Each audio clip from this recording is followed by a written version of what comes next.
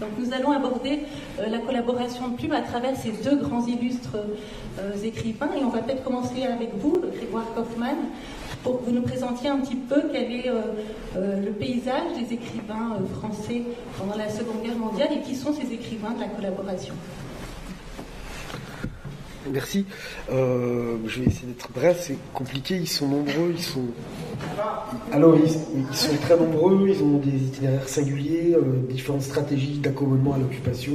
Il faut distinguer entre les collaborateurs, les collaborationnistes, ceux qui souhaitent une collaboration jusqu'au boutiste avec l'occupant allemand, et puis d'autres qui se réfèrent davantage à la figure du maréchal Pétain et peuvent conserver des accents germanophobes, en fait, c'est-à-dire que ce sont donc des cercles, s'agissant de la collaboration, qu'il faut bien distinguer les profils.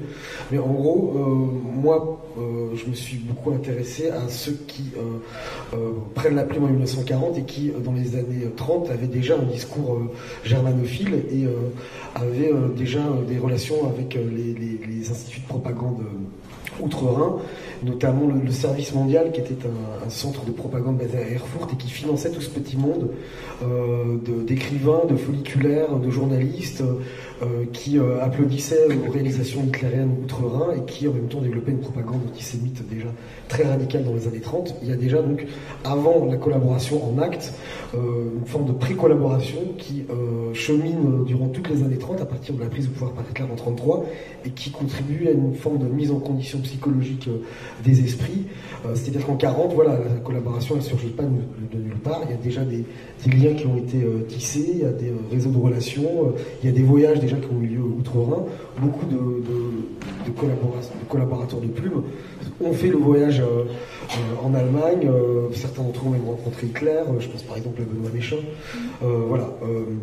Ils sont partagés évidemment entre différentes postures, sachant que beaucoup d'entre eux ont été marqués par l'idéologie d'Action française, l'idéologie de Charles Maurras, qui était donc celle du nationalisme intégral avec une dimension antisémite très présente. Et parmi ces Maurassiens, certains vont épouser la cause de l'Allemagne nazie, mais pas tous, puisqu'on sait que certains Maurassiens iront par exemple rejoindre les services gaullistes à Londres. Mais c'est vrai qu'on a vraiment, par rapport à ces profils, et je pense par exemple à Lucien Robatet ou à Robert Brasillac, une imprégnation maurassienne très très forte, c'est-à-dire ils ont souvent fait leur classe à l'Action française aux côtés de Charles Maurras. Ils ont été acculturés à une forme de propagande qui présage aussi certains éléments certains accents de ce qui va se passer sous l'occupation. Et ces Maurassiens, ces nationalistes intégraux comme Robatet ou comme Brasillac, eh bien 40 va sonner aussi pour eux comme une manière de manifester leur rupture à l'égard de l'école d'Action française, puisque Charles Maurras, bien que pétainiste et replié en zone sud, eh bien, cultive toujours une forme de méfiance instinctive à l'égard de l'occupant allemand. C'est un pétainiste, il soutient le régime du maréchal Pétain, mais refuse la posture collaborationniste de certains de ses disciples qu'il juge dévoyés. Quant à des figures comme Robatet ou Brasillac, eh bien, il dénonce en Charles Maurras un professeur d'inaction. Il aurait été non pas le chef de l'Action française, mais de l'inaction française.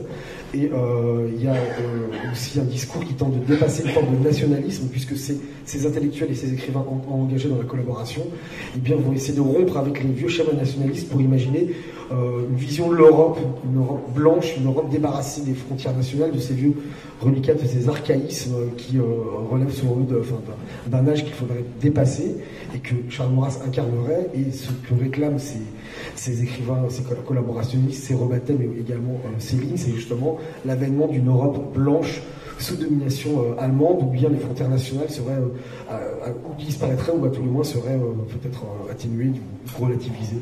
Voilà, c'est vraiment un peu dans le désordre, un petit tour d'horizon. J'ai oublié sans doute beaucoup de choses et je vais passer la parole à mes collègues. Est-ce que vous pouvez quand même nous expliquer globalement quelles sont les raisons des soutiens de ces intellectuels à l'Allemagne et ce que recherchent aussi les autorités d'occupation allemandes à travers ces écrivains? Il y a plusieurs motifs d'engagement.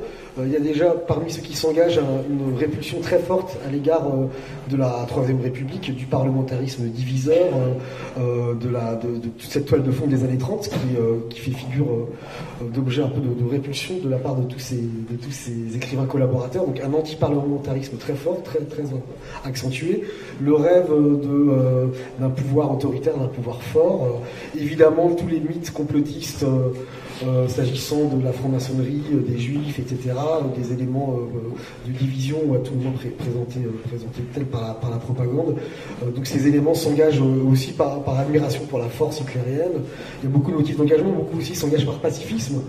Ils étaient contre la guerre, ils étaient pour les accords de Munich, ils étaient donc une tradition munichoise qui s'engage par pacifisme. Beaucoup aussi viennent des milieux proches du socialisme, en fait. Il y a toute une tendance de la collaboration qui a fait ses premières classes à la SFIO. Je pense par exemple à Marcel Déat, qui est un ancien socialiste. Il y a aussi d'anciens communistes, puisque Doriot était une jeune figure du Parti communiste au début des années 30. Bref, il y a donc des nébuleuses avec des motivations souvent contradictoires, et puis aussi une vieille tendance, encore une fois, anti-républicaine, anti-parlementaire, marquée aussi par la vieille tradition nationaliste et xénophobe de l'affaire Dreyfus. Voilà, donc, ces petits milieux sont très divisés, mais ils vont se rencontrer autour de l'idée qu'il faut collaborer avec le vainqueur et en finir avec la République, en gros. Alors David Alliot, excusez-moi, j'arrive. Comment s'inscrit Louis-Ferdinand Céline dans cette mouvance des intellectuels, et quelles sont ses motivations quand il décide de soutenir les occupants de l'Allemagne nazie? Alors, le parcours de Céline, il faut bien se remettre un peu dans la chronologie. Oui. Céline naît en 1894, c'est-à-dire 6 mois avant l'affaire Dreyfus. Alors, effectivement, Edouard Kaufmann a évoqué le parcours de certains intellectuels qui les amenaient à la collaboration. Céline n'est pas arrivée par Maurras directement, quoi que ce soit, mais c'est un plus par le milieu familial. Céline est née dans un milieu commerçant, petit bourgeois, petit commerçant un peu déclassé, qui n'est pas... on le sait aujourd'hui par la correspondance avec ses parents, le milieu le plus gauchisant du monde. Donc il avait déjà des parents, on va dire, un petit peu conservateurs, on dirait, nationalistes, travail, famille, patrie, à mon avis, pour la famille de Céline, famille des Touches, son vrai nom. C'était parfaitement ce qui leur convenait, donc c'est le travail, le labeur, etc. Et surtout, on sait que son père était un lecteur de Drummond, donc de la France juive de Drummond. Donc le jeune Céline a dû bouffer, si vous me passez l'expression, pendant les 10 premières années de sa vie, toutes les diatribes antisémites possibles et inimaginables. Donc ça forme quand même un esprit, mais ça n'apparaît pas, on va dire, concrètement dans ses écrits. On peut lire Voyage au bout de la nuit, on peut considérer que c'est un peu colonialiste, un peu bien pensant, etc., mais il n'y a pas de diatribe antisémite, mort à crédit non plus. Ça apparaît, on va dire, ça explose. Ça apparaît quand même dans une pièce de théâtre qu'il fait, c'est l'Église, qui reprend un peu les ressorts antisémites, mais j'ai envie de dire, par rapport à ce qui se fait à l'époque, on n'est pas franchement dans l'outrance. C'est des caricatures habituelles, mais il n'y a rien de significatif. L'explosion, effectivement, c'est en 1937, c'est Bagatelle pour un massacre, où là, effectivement, il abandonne ses romans pour se lancer dans un vrai pamphlet antisémite, qui va obtenir d'ailleurs un très grand succès. Mais contrairement peut-être à Rebattet ou d'autres qui avaient un antisémitisme un petit peu plus ordonné ou mieux organisé d'un point de vue intellectuel, l'antisémitisme de Céline est un peu, je ne vais pas dire bordélique, mais un peu comme ça. Pour Céline, en fait, l'antisémitisme de Céline reprend une vieille antienne qui existait dans les années 30, c'est que finalement la France et l'Allemagne sont des pays où on a plus de points communs que de différences. On s'est fait la guerre en 14, Céline lui-même est un ancien combattant, ça a mené à une boucherie, qui en a profité, c'est les Juifs à Moscou, les Juifs à Londres et les Juifs à New York. Et finalement, Céline reprend cette antienne en 1937 en disant voilà, à nouveau, les Juifs poussent la France en guerre contre l'Allemagne, et Céline finalement s'accommoderait bien d'un régime à l'Adolf Hitler, qui va effectivement arriver, un régime autoritaire en 1940, l'État français, sauf que très, très rapidement, Céline se désolidarise de l'État français, parce qu'il ne pense pas que c'est le maréchal Pétain avec ses 80 berges qui va régénérer la France. Donc c'est pour ça qu'il bifurque très vite comme soutien plus ou moins affiché à Doriot. et effectivement par le biais de Rebattet, notamment avec Je suis partout, où il va pouvoir publier des lettres qui vont être reproduites dans Je suis partout, et ce qui fait que Céline va avoir une activité, on va dire, littéraire très importante pendant l'occupation, notamment avec Les Beaux Draps en 1941, qui est son seul pamphlet écrit pendant l'occupation. Les deux autres, Bagatelle pour un massacre et L'école des cadavres, ont été écrits avant-guerre. Les Beaux Draps, là, effectivement, on est en 41, mais le statut est quand même beaucoup plus grave d'un point de vue juridique. Ceci dit, Céline, voilà, pour la collaboration de Céline, ceci dit, je tiens à ajouter que d'un point de vue politique, Céline n'a jamais collaboré. Je parle du point de vue politique. On peut lui reprocher ses amitiés, on peut lui reprocher d'avoir fréquenté des gens pas très fréquentables, on peut lui reprocher d'avoir été dans des réunions, des conférences où il aurait mieux fait de rester chez lui, mais d'un point de vue strictement politique, il n'a jamais dénoncé personne et n'a jamais eu d'activité politique financée par les Allemands ou financée par la collaboration. Et d'ailleurs, si on lit Bagatelle pour un massacre ou même ses autres pamphlets, Céline méprise un petit peu tout ce monde, puisque dès 1937, il annonce la défaite de la France en cas de guerre avec l'Allemagne. Il annonce à peu de chiffres près, si on fait la guerre avec l'Allemagne, ce sera 50 millions de morts, ce qui est à peu de choses près le résultat de la Seconde Guerre mondiale. Pour Céline, la paix avec l'Allemagne est plus souhaitable que la guerre. Mais ce n'est pas un collaborationniste, le mot plus approprié, acharné. Lui, ce qu'il veut, c'est effectivement redresser la France, repartir sur des bonnes bases. Travail, famille, patrie, ça lui convient, mais quand il voit ce qui se passe à Vichy, ça, on va dire, la désillusion tombe très vite et il s'oriente plutôt vers Doriot. Merci. Et qu'est-ce qu'il en est de Lucien Rebattet alors? Merci. Alors, j'ai apporté un exemplaire des décombres, si vous voulez bien le faire passer, Marion. Je ne l'ai pas volé dans la vitrine de l'exposition, voilà. Contrairement à ce que m'a dit David Alliot tout à l'heure. Bon, pour que vous voyez un peu, c'est l'édition originale de 1942, puisqu'il n'y en a pas eu d'autres. Voilà, alors Rebattet, il est tout ça, tout ce que Grégoire Kaufmann a dit. C'est un déclassé social. Lui, il est né en 1903. Il n'est pas ancien combattant. Il vient d'une bourgeoisie désargentée et ses débuts professionnels ont été particulièrement calamiteux. Et puis, par chance, entre guillemets, on lui a proposé des chroniques à l'Action française en 1929. Des chroniques de cinéma parce que personne ne voulait s'occuper de cet art mineur à l'Action française où on était féru de littérature et de grande culture. Et de là est née sa vocation de journaliste et toute sa professionnalisation est faite là puisqu'il sera secrétaire de rédaction de l'Action française jusqu'en 1940. Donc une profonde imprégnation des idées de Maurras. D'autre part, par ses contacts avec le cinéma, il installe son antisémitisme. C'est un milieu professionnel très antisémite à cause de la concurrence représentée en particulier par les cinéastes juifs qui commencent à fuir l'Allemagne à partir de 1933.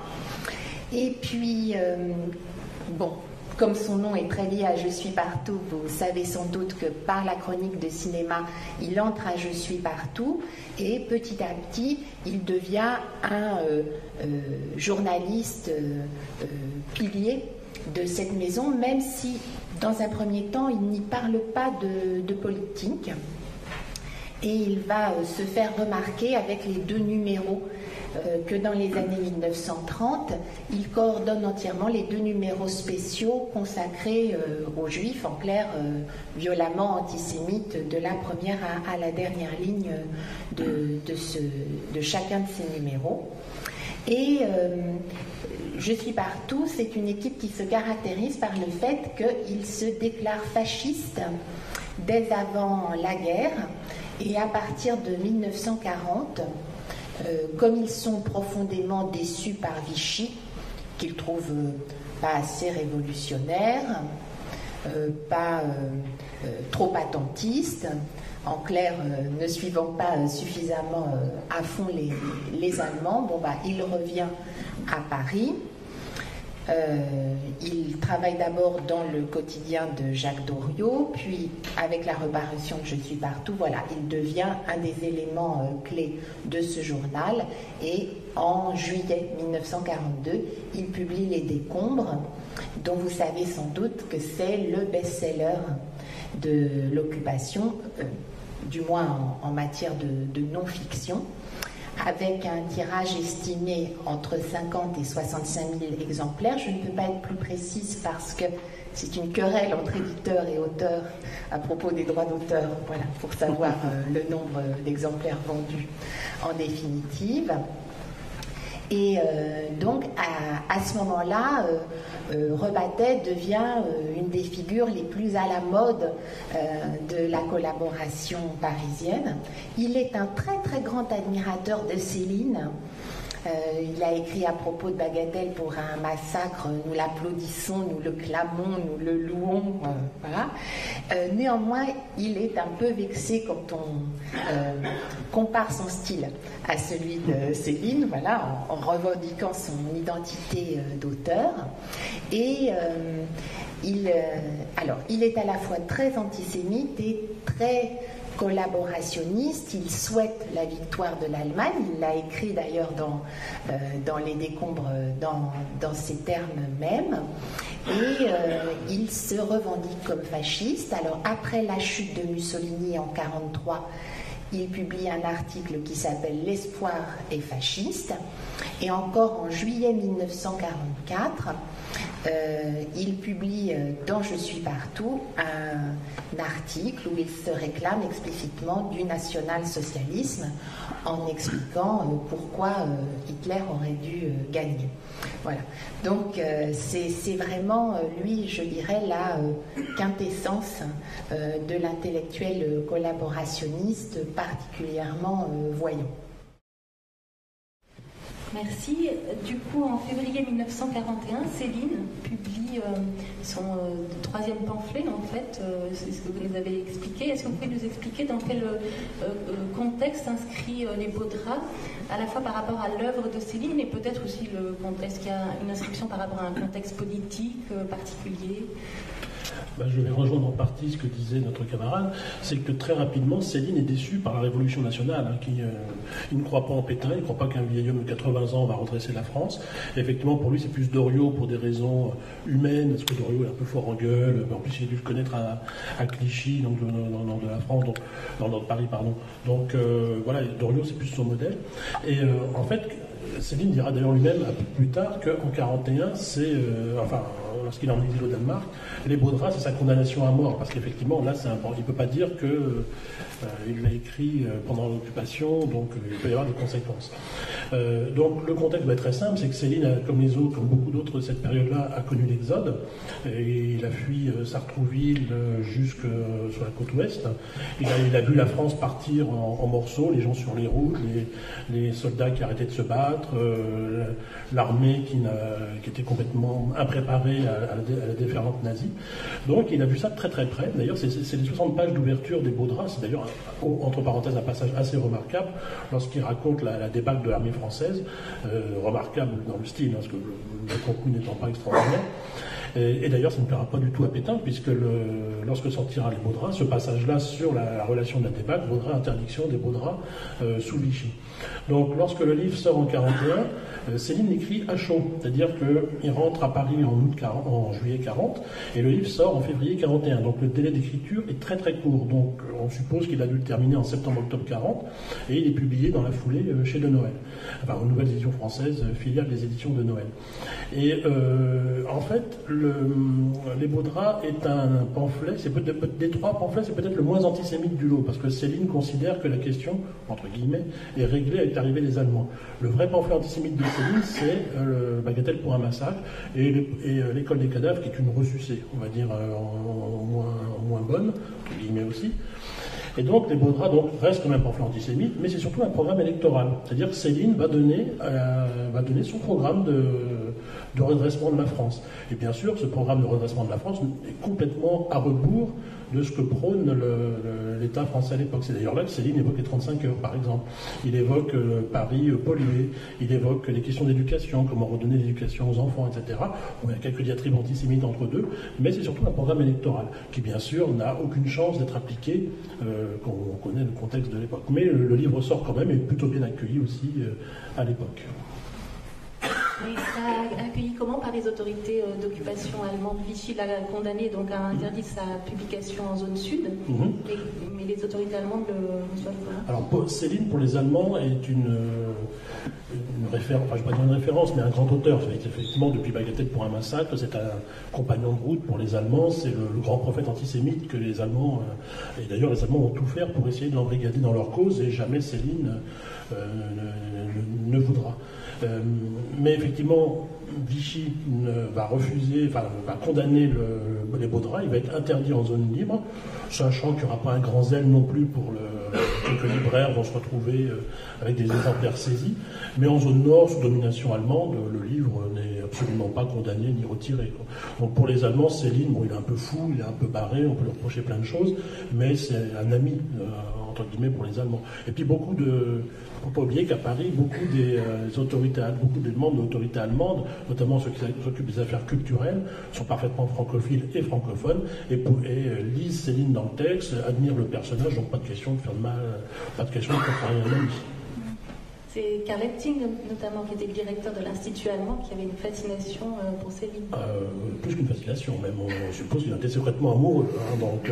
Mais on peut parler de Karl Epting, on peut en parler. Il y a au moins une cinquantaine d'Allemands qui ont, dans divers milieux de la hiérarchie, qui étaient subjugués par le personnage. Oui. Donc, Et le grand public, est-ce que c'est un livre qui s'est vendu à beaucoup d'exemplaires et qui a eu un certain écho dans la presse, par exemple, ou dans le public français Dans la presse collaborationniste, oui. Forcément. Et puis, la presse était dithyrambique, mais là c'était une presse aux ordres, hein, donc c'est assez relatif. Mais le livre a plutôt bien marché. Hein, mais le vrai pamphlet antisémite de Céline, c'est quand même Bagatelle pour un massacre, qui a eu le plus grand succès, on va dire, commercial. Les Baudrats, c'est en 1938, donc là on commençait déjà, c'est Munich, donc c'est moins. Bon, les Baudrats ont eu un succès commercial très honnête si on considère la période. Il sera réimprimé plusieurs fois, donc c'était un succès, oui, mais c'est pas autant que Bagatelle pour un massacre. Alors en 1942, c'est l'événement éditorial avec les décombres et Lucien Rebatté. Est-ce que vous pouvez nous expliquer un petit peu ce que sont les décombres et quelles sont les idées que Lucien Rebatté prône dans ce livre? Merci. Alors, vous allez retrouver beaucoup de points communs avec Céline. Les décombres, c'est un gros livre parce que c'est un livre composite. Il y a d'abord toute une partie qui est son explication personnelle des causes de la défaite, la République, la démocratie, l'enjuivement de la France, avec en contrepoint, donc nous, à Je suis partout, nous avions raison, c'est nous qui avions raison. Ensuite, il y a pour lui aussi un récit de l'Exode.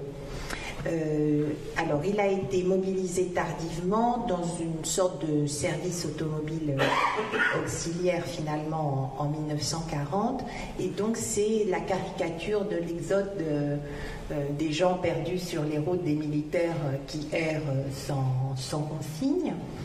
Et puis il y a à la fin de cet ouvrage son récit de son passage à Vichy, puisque à l'été et au tout début de l'automne 1940, il appartenait au service de la radio de Vichy, où il s'est trouvé frustré de ne pas pouvoir exprimer toute sa haine de la République et des Juifs, et donc il a quitté Vichy pour venir à Paris en octobre 1940.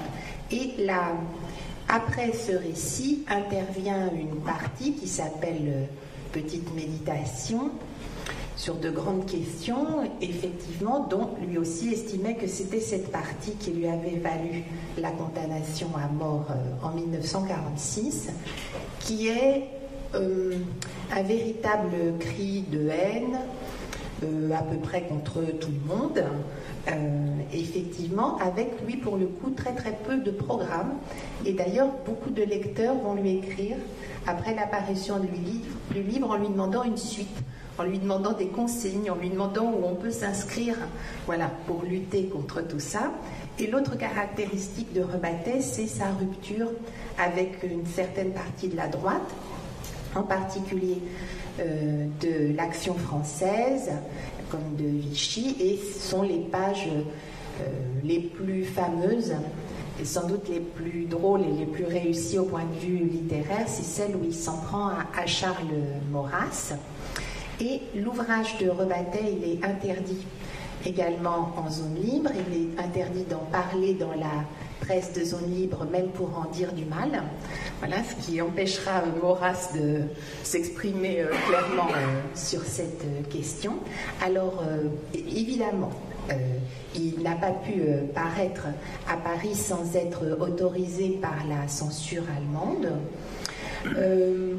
Mais sans un enthousiasme particulier de la part des censeurs allemands qui ne connaissent pas plus que ça Rebattet. D'ailleurs, son livre n'aura pas ni l'honneur d'une traduction en allemand, ni de contingent de papier supplémentaire après les premiers tirages de 1942, au très grand scandale de Rebattet qui ne comprenait pas qu'un national-socialiste authentique comme lui ne soit pas davantage soutenu par les Allemands. Et alors enfin, pourquoi est-ce que c'est un succès public? Alors je pense qu'il y a dans ce livre tellement de dimensions et de sujets différents, les causes de la défaite, le récit de l'Exode, la colère contre Vichy, contre la droite, mais aussi l'antisémitisme, l'appel à la collaboration, que beaucoup y trouvent leur content. Et puis c'est aussi facile à lire, souvent amusant, souvent prenant, parce qu'il a un talent polémique indéniable. Un talent polémique d'ailleurs qui se nourrit de lui-même et qui tourne à la surenchère du style. D'ailleurs, ce n'est pas du tout, il n'y a pas une recherche littéraire comme chez Céline. C'est beaucoup plus classique et à cet égard beaucoup plus facile à lire. Excusez-moi. Bon, alors quant à l'accueil dans la presse collaborationniste, évidemment furieusement dithyrambique, et il avait été question qu'il reçoive le prix Goncourt en 1942. Voilà. Et c'est vrai que probablement, si les Allemands avaient autorisé des tirages supplémentaires, il y aurait eu encore plus de ventes. Ce livre, quand Lucien Rebattet l'a présenté à différentes maisons d'édition, il n'a pas été accepté tout de suite. Il y a 2 maisons d'édition qui l'ont refusé. Est-ce que vous pouvez nous expliquer un petit peu pourquoi, et pourquoi Robert de Noël, qui a accepté de publier, a pris cette décision-là? Alors, donc ça c'est la grande saga personnelle de Rebattet, c'est qu'il a été refusé par les éditions Gallimard. Alors, malheureusement, ce ne sont pas pour des bonnes raisons morales qu'il a été refusé par Gallimard, mais la personne qui n'est pas identifiée, qui a reçu le manuscrit et qui l'a lu chez Gallimard, a trouvé que le livre était déjà dépassé, désuète, qu'il venait trop tard, justement parce qu'il n'avait pas travaillé aussi vite que Céline. Et donc il a proposé que le livre soit réduit simplement au récit de la mobilisation et de l'Exode. Il y avait toute une littérature à cette époque-là. Il y a énormément de récits d'Exode ou de militaires de 1940 qui paraissent. Et donc Rebattet a refusé pour ne pas dénaturer son œuvre. Il l'a porté chez Grasset, qui lui l'a refusé parce qu'il y avait des attaques trop violentes et insultantes contre des romanciers qui étaient publiés par Grasset, dont François Mauriac par exemple. Et le manuscrit finit entre les mains de Robert de Noël, pas du tout par hasard, donc déjà parce qu'il est l'éditeur de Céline, ce qui est très important pour Rebattet, et aussi parce que par sa filiale un peu honteuse, les Nouvelles Éditions françaises, De Noël a déjà publié en 1941 un livre de Rebattet qui s'appelle Les Tribus du théâtre et du cinéma, qui est un ouvrage de pure dénonciation antisémite. Donc voilà, c'est Robert de Noël qui décide de faire un véritable coup marketing avec ce livre. C'est lui qui trouve le titre. Rebattet n'avait pas de titre pour son livre. Comme à la fin de cet ouvrage, il est question de la France sous les décombres, il a suggéré Sous les décombres comme titre, et c'est De Noël qui trouve le titre Les décombres et qui met un bandeau sur le livre, voilà, pour le promouvoir, et qui décide d'en faire une véritable opération commerciale et publicitaire avec succès, parce que c'est vrai que Robert de Noël était un éditeur talentueux et efficace. Y compris dans le pire.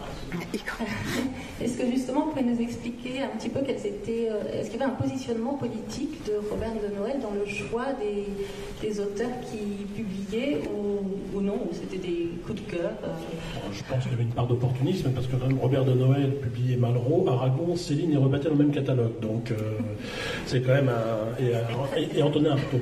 Donc dans le même catalogue, donc on est vraiment dans l'éclectisme. Non, je pense que je rejoins ce que disait notre camarade sur de Noël. Robert de Noël était un excellent éditeur, vraiment, je pense, un des plus grands éditeurs de son temps, qui avait qui pouvait lancer tout et n'importe quoi d'un point de vue médiatique. C'est lui qui a fait effectivement le succès de Voyage au bout de la nuit malgré le refus du Goncourt. C'est lui qui a soutenu Valquevaille mort à crédit en allant jusqu'à faire un texte pour soutenir Céline, malmenée par la critique avec mort à crédit.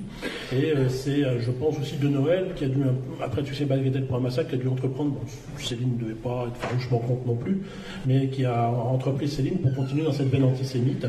J'ai envie de dire, voilà, De Noël était un des meilleurs éditeurs, des plus talentueux de son époque, pour le meilleur, pour le pire. Et effectivement, je pense que lui, ce qui l'intéressait, c'était le texte, le talent, ce qui l'a amené à publier Aragon et Elsa Triolet. J'ai envie de dire, est-ce qu'il y avait des consonances politiques derrière tout ça? Je ne sais pas. Je pense surtout que c'est un opportuniste, mais qui n'a peut-être pas trop réfléchi. Mais il savait ce qu'il publiait aussi, hein, quand il publie Les Baudras, quand il publie Rebattet. Effectivement, dans la nouvelle édition française, quand on voit le catalogue, c'est abominable. Il y a Montandon aussi qui le publie. Donc là, on n'est plus du tout dans l'allusif. On est vraiment franchement dans le texte antisémite. Mais je pense que pour faire survivre sa maison d'édition, il était prêt à quelques compromissions avec les autorités d'occupation, quitte à publier des choses pas très fières sous cette filiale, mais lui permettre de continuer à avoir du papier pour publier d'autres choses. Donc je pense qu'opportunisme intégral, oui. Politiquement, après, il y a une biographie de référence qui doit sortir, qui est annoncée depuis 10 ans sur De Noël. Je pense qu'elle va peut-être beaucoup nous éclairer là-dessus. Mais il y a un site d'ailleurs assez remarquable sur De Noël qui existe. Mais après, sur les orientations politiques de Noël, bon, je ne pense pas que c'est un homme de gauche délirant. Mais après, on aimerait bien en savoir un petit peu plus ça. C'est aussi quelqu'un, effectivement, qui met avant tout son activité, l'activité de sa maison, avant tout le reste. Il est un des 3 éditeurs qui, en 1940, vont faire entrer de l'argent allemand au capital de sa maison. Lui va céder presque 50% des parts de son entreprise à un financier allemand. Et c'est vrai qu'il est à la fois un peu extraordinaire, mais aussi un peu représentatif de l'édition française voilà, à cette époque-là, parce qu'on ne serait pas en train de parler de collaboration de plumes, d'auteurs, d'écrivains qui se sont compromis dans la collaboration s'il n'y avait pas eu des maisons d'édition, y compris très prestigieuses, pour les publier.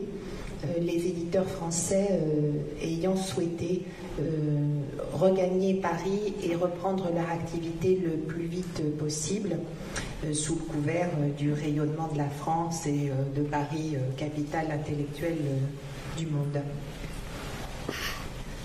Robert de Noël, lors de son procès, disait à propos des décombres, en fait, que c'était pas tant l'antisémitisme ou la germanophilie qui l'avait intéressé, mais le portrait que Lucien Rebattet dressait des différents partis politiques français. qui était assez novateur pour lui. Est-ce que vous êtes d'accord avec cette analyse? Alors, ayant beaucoup travaillé sur les dossiers de justice de l'épuration, j'ai tendance à considérer qu'en matière de défense, tous les coups sont permis. Voilà, et ça, c'en est une illustration. Quand Robert de Noël fait ses déclarations, il est lui-même inculpé et on l'interroge à propos de Rebattet qui est également inculpé, voilà, et sans compter Céline qui est en fuite. Donc il a beaucoup, voilà, il est très nécessaire pour lui de se défendre. Les décombres sont une très très grosse pièce à charge, pas seulement à cause de l'épaisseur du livre. Et donc oui, Robert de Noël a tendance à minimiser les aspects collaborationnistes et antisémites du livre pour mettre en avant la critique de l'action française qui lui paraît très bien portée en 1945 effectivement. Et par exemple, il fait valoir qu'il n'a pas réédité les décombres après les premiers tirages, après la première édition, négligeant donc comme ça une manne financière importante, bon, sans préciser que en fait les Allemands ne lui ont pas donné d'allocation de papier pour le faire, donc la question en réalité ne s'est pas posée. Mais voilà, il y a dans la salle la personne qui s'occupe des archives de la justice après 1944, et je pense qu'elle doit trouver que voilà, c'est tout à fait normal de trouver ce genre de défense, c'est très courant. Chacun se décharge comme il peut, et d'ailleurs dans le cabinet du juge d'instruction, de Noël et Rebattet s'empoignent sur la fameuse question des droits d'auteur, puisque de Noël minimise le tirage autant qu'il peut. Alors cette fois pour dire qu'il a fait les choses en petit et pas du tout voilà, pour promouvoir le livre, tandis que Rebattet soutient, on ne sait jamais au cas où le juge interviendrait, qu'on l'a grugé de plusieurs dizaines de milliers de francs voilà, sur ses droits d'auteur. Et effectivement, il n'y a pas beaucoup de documents comptables dans le dossier d'instruction, mais on va dire que Robert de Noël défalquait 10% de services de presse et de publicité d'autorité, voilà, sur le nombre d'exemplaires vendus. On retrouve ça aussi chez Céline. On retrouve ça aussi chez Céline, les hurlements contre de Noël sur les droits d'auteur, les exemplaires. Enfin, c'est une très abondante littérature dans la correspondance Céline de Noël, et le traite d'escroc. Enfin, il admire de Noël par beaucoup d'aspects, mais le traite d'escroc, maquignon, escroc, belge, pour lui c'est une insulte. Donc on retrouve dans une correspondance très riche là-dessus aussi sur les droits d'auteur. Quels étaient les sentiments vous en avez parlé un petit peu de Noël, de Rebattet par rapport à Céline et vice-versa, comment chacun a reçu l'œuvre de l'un et de l'autre? Rebattet, on l'a évoqué tout à l'heure, un très grand admirateur de Céline. Il salue alors autant le roi du roman, ouais, je vous l'ai mis, moral crédit, c'est pas trop sa came. Mais par contre, une fois que sort Bagatelle pour un massacre, là c'est l'admiration totale. Donc c'est un rapport un peu de maître à élève. Céline étant le grand prophète, c'est quand même celui qui a tout annoncé des 37 dans Bagatelle pour un massacre. Il annonce la défaite contre l'Allemagne si on fait la guerre contre eux, le triomphe des Juifs, leur persécution, etc. etc. Donc pour Rebattet, le grand prophète, le modèle absolu, c'est Céline. Et il le rencontre en 40, il va chez lui, il y a le témoignage où il raconte sa première rencontre avec Céline. Et là, je ne veux pas dire qu'il est déçu, mais Céline lui annonce les Allemands ont perdu la guerre. Dire ça fin 40, les Allemands ont perdu la guerre et les chars de Staline seront bientôt place de la Concorde. Même Rebattet est un peu surpris. Il s'attendait à ce que le grand prophète annonce la victoire contre la terre entière, etc., etc. Mais non, Céline, il rencontre un Céline désabusé, mais désabusé parce que Céline est conscient, lui, d'être le grand prophète, d'avoir eu raison contre la terre entière. Et maintenant que ses idées sont au pouvoir, entre guillemets, ça, je ne veux pas dire que ça ne s'intéresse plus, mais il y a une forme de, quand même une forme de désintérêt. Enfin, très... Et effectivement, il considère un peu Rebattet comme une sorte de disciple, quoi, talentueux, certes, mais bon, comme les autres, quoi, une sorte de scribouillard un peu talentueux, mais c'est quand même, Céline était très aveugle lui-même, hein, quand même. Hein, c'était pas, la modestie n'a jamais été son point fort. Il se considérait comme le plus grand de sa génération. Rebattet était très sympathique, un ami, il l'appelait mon vieux, etc., tout ce que vous voulez, mais c'était quand même entre guillemets un suiveur. Céline se considérait comme le grand premier. Oui, alors c'est tout à fait vrai, et Rebattet est resté dans son admiration de Céline, y compris après la guerre, hein, effectivement, où il se posera même, je dirais, en défenseur et illustrateur de Céline. Même en prison, lorsqu'il est en prison avec Cousteau, il y a toujours cette admiration pour Céline, même au fond du trou. Tout à fait, et sachant que voilà, ce n'est peut-être pas tant le talent littéraire que la furie antisémite voilà, qui compte pour Rebattet. J'ajouterais, pour ceux qui s'intéressent à Rebattet, Rebattet a écrit quand même, lorsqu'il se sépare à Sigmaringen, il a écrit une page extraordinaire sur le départ de Céline pour le Danemark, où il raconte le chien, enfin, le Lucette, le chat, les casseroles, les valises, et il a quand même cette phrase: si de ce naufrage, lui seul devait survivre, ce serait la plus belle de nos récompenses. Donc même à Sigmaringen, les Américains sont plus loin, l'Allemagne va capituler dans 1 mois et demi, il a encore cet espoir, il faut sauver le plus grand d'entre nous, il faut sauver Céline. Et là, c'est une page assez extraordinaire de Lucien Rebattet. Est-ce que vous voulez justement nous parler un petit peu du parcours de Céline après-guerre, quand il est parti à Sigmaringen et a rejoint le Danemark, et comment il a vécu cet épisode de sa vie? Après, à partir de... Donc Céline, comme tout le monde, s'enfuit à Sigmaringen. Enfin, il faut d'abord dire que Céline est le premier à partir. Les Américains débarquent le 6 juin 1944, Céline fout le camp le 17 juin 1944. Hein, donc, alors que tous les collabos disent on y croit encore, il y a les armes secrètes, Hitler va les refoutre à la mer, Céline est le premier à foutre le camp. Donc Baden-Baden d'abord, Sigmaringen ensuite, où Rebattet et tout le monde se retrouvent. Et à partir de mars, donc il veut gagner le Danemark, où de façon très prosaïque, il avait caché son or avant-guerre. Donc il voulait rejoindre le Danemark, il veut se réfugier là-bas, il y arrive. Il a tous les tampons, toutes les autorisations. Il gagne le Danemark donc en avril 1945. Il va rester, il va se planquer jusqu'à la fin de l'année, après il va être débusqué, donc reconnu et arrêté, où il va faire de la prison au Danemark pendant un an et demi. Il va d'abord de la prison, après l'infirmerie, après prisonnier sur parole, et il va rester au Danemark jusqu'en 51, et il va rentrer après en France 51 à 61, enfin pour les 10 dernières années de sa vie, où il les passera à Meudon, où d'ailleurs Rebattet viendra, on a une photo de Céline avec Rebattet dans les jardins de Meudon, où il viendra régulièrement lui rendre visite, et c'est ces 10 dernières années de sa vie, donc 51 à 61, où il va écrire ses derniers romans, notamment d'un Château-L'Autre, qui raconte l'épopée de Sigmaringen, Baden-Baden, avec la verve célinienne bien sûr, d'un Château-L'Autre, Nord et Rigaudon, qui seront les 3 derniers romans de Céline. Mais effectivement, Céline a réchappé au sort de Brasillac, au sort de Rebattet. C'est vrai que lorsqu'arrivent les grands procès de l'occupation, le grand absent, c'est Céline. Et, la France, au début, fin décembre, lorsque Céline est repéré au Danemark, il y a eu beaucoup de démarches pour essayer pour le faire revenir. Ça aurait été le grand procès de l'occupation, la collaboration des intellectuels. Alors que Rebattet, lui, est traduit dans la Cour de justice de la Seine. Ah oui, alors tout à fait, puisque lui, il a attendu jusqu'à la deuxième moitié d'août pour partir de Paris. Alors, non pas qu'il n'ait pas tremblé, hein, parce que c'était quelqu'un qui était connu pour son manque de sang-froid et de courage physique. Et donc, depuis un moment, il ne dormait plus chez lui, il se cachait de crainte d'être victime d'un attentat. Et puis...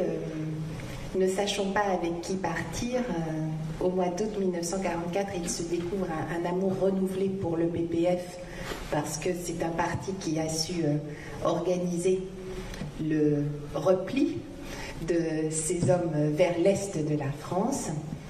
Donc il part en exil, et il y a une page très fameuse, très méchante et très amusante de Jean-Hérold Paquis, un chroniqueur de Radio Paris, décrivant les affres et l'angoisse de Rebattet pendant le trajet en train vers l'Allemagne. Et là, alors que ses camarades de Je suis partout se joignent au PPF sur les rives du lac de Constance pour participer à sa radio et à son journal, qui sont des parodies, des décalques de la France libre, lui reste à Sigmaringen et s'abstient à peu près de toute activité politique.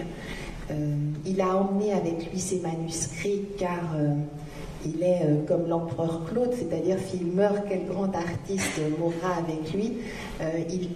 Il sait qu'il a une œuvre romanesque encore à écrire et c'est à elle qu'il veut donner la priorité. Et donc il attend que ça se passe et comme les autres collaborationnistes réfugiés à Sigmaringen, eh bien, il déchante au fur et à mesure de l'avancée des armées alliées et soviétiques. Et finalement, eh bien, il se livre à la première armée française en mai 1945. Comme il est à ce moment-là considéré comme du menu fretin, on le laisse en détention en Allemagne un moment, puis il va dans un camp en Lorraine, et finalement il arrive à Fresnes à l'automne 1945. Il faut voir qu'à cette époque-là, Robert Brasillac est déjà mort depuis longtemps. Il a été fusillé en février 1945. Et l'instruction de son affaire, de celle de Je suis partout, commence à petite vitesse en octobre 1945. Et ce n'est qu'en novembre 1946 qu'il comparaît devant la Cour de justice de la Seine avec deux autres journalistes de Je suis partout, Pierre-Antoine Cousteau et Claude Jantet. Et là, il est condamné à mort, probablement moins à cause des décombres, finalement, que parce qu'il avait été l'auteur de deux dénonciations pendant la période de l'occupation, une dans les colonnes de Je suis partout contre un résistant marseillais et l'autre dans une lettre au ministre de l'Éducation nationale où il avait dénoncé le directeur d'un chantier de la jeunesse avec lequel il s'était battu à l'été 42 sur le sujet des rafles de juifs qui venaient d'avoir lieu en zone libre. Et donc c'est pour ces raisons qu'il est condamné à mort. Et là se situe un épisode tout à fait extraordinaire de sa vie, c'est qu'il est condamné à mort alors qu'on vient d'adopter la Constitution de la 4e République, mais que les institutions ne sont pas en place. Et il n'y a pas de détenteur du droit de grâce. Et donc il reste au quartier des condamnés à mort dans l'ignorance de son sort jusqu'au mois d'avril 1947. En redoutant tous les matins qu'on vienne le chercher pour le fusiller. Et puis finalement, il apprend qu'il est gracié. Il est gracié par le premier président de la République de la 4e, Vincent Auriol, qui probablement l'a gracié à cause de ces circonstances tout à fait extraordinaires qui lui ont fait attendre la mort ou non pendant tant de mois. Et alors, il part. Donc sa peine est commuée aux travaux forcés à perpétuité. Il part à la centrale de Clairvaux. Voilà, en juin 1947. Et là, eh bien, il écrit énormément. Il écrit la suite des décombres. Voilà, qui donc paraîtra chez Bouquin cet automne. Voilà, et puis il va mettre la main à ce fameux roman qu'il porte avec lui depuis l'avant-guerre, qui sera Les Deux étendards, qui paraîtront chez Gallimard en 1952, avant même qu'il soit libéré de prison. Il tient son journal, il écrit des dialogues avec Pierre-Antoine Cousteau. Et puis après un début de détention très difficile, enfin je ne sais pas si certains d'entre vous ont visité la prison de Clairvaux, mais voilà, c'est pas réellement un lieu de villégiature. Eh bien, il est classé comme aide comptable à la lingerie, puis comme bibliothécaire, et voilà, il reprend ses activités d'écriture. Il est libéré en 1952.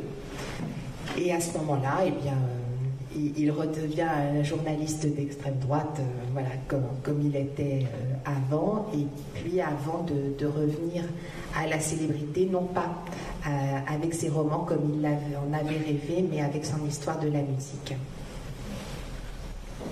Il a donc publié une suite des contes dont vous préparez l'édition originale, parce qu'elle n'a jamais été publiée. Oui. Et qu'est-ce qu'on trouve dans cette suite des contes? Est-ce qu'il revient un peu sur la guerre ou pas du tout? C'est un roman... Ah non, c'est la suite écrite en prison.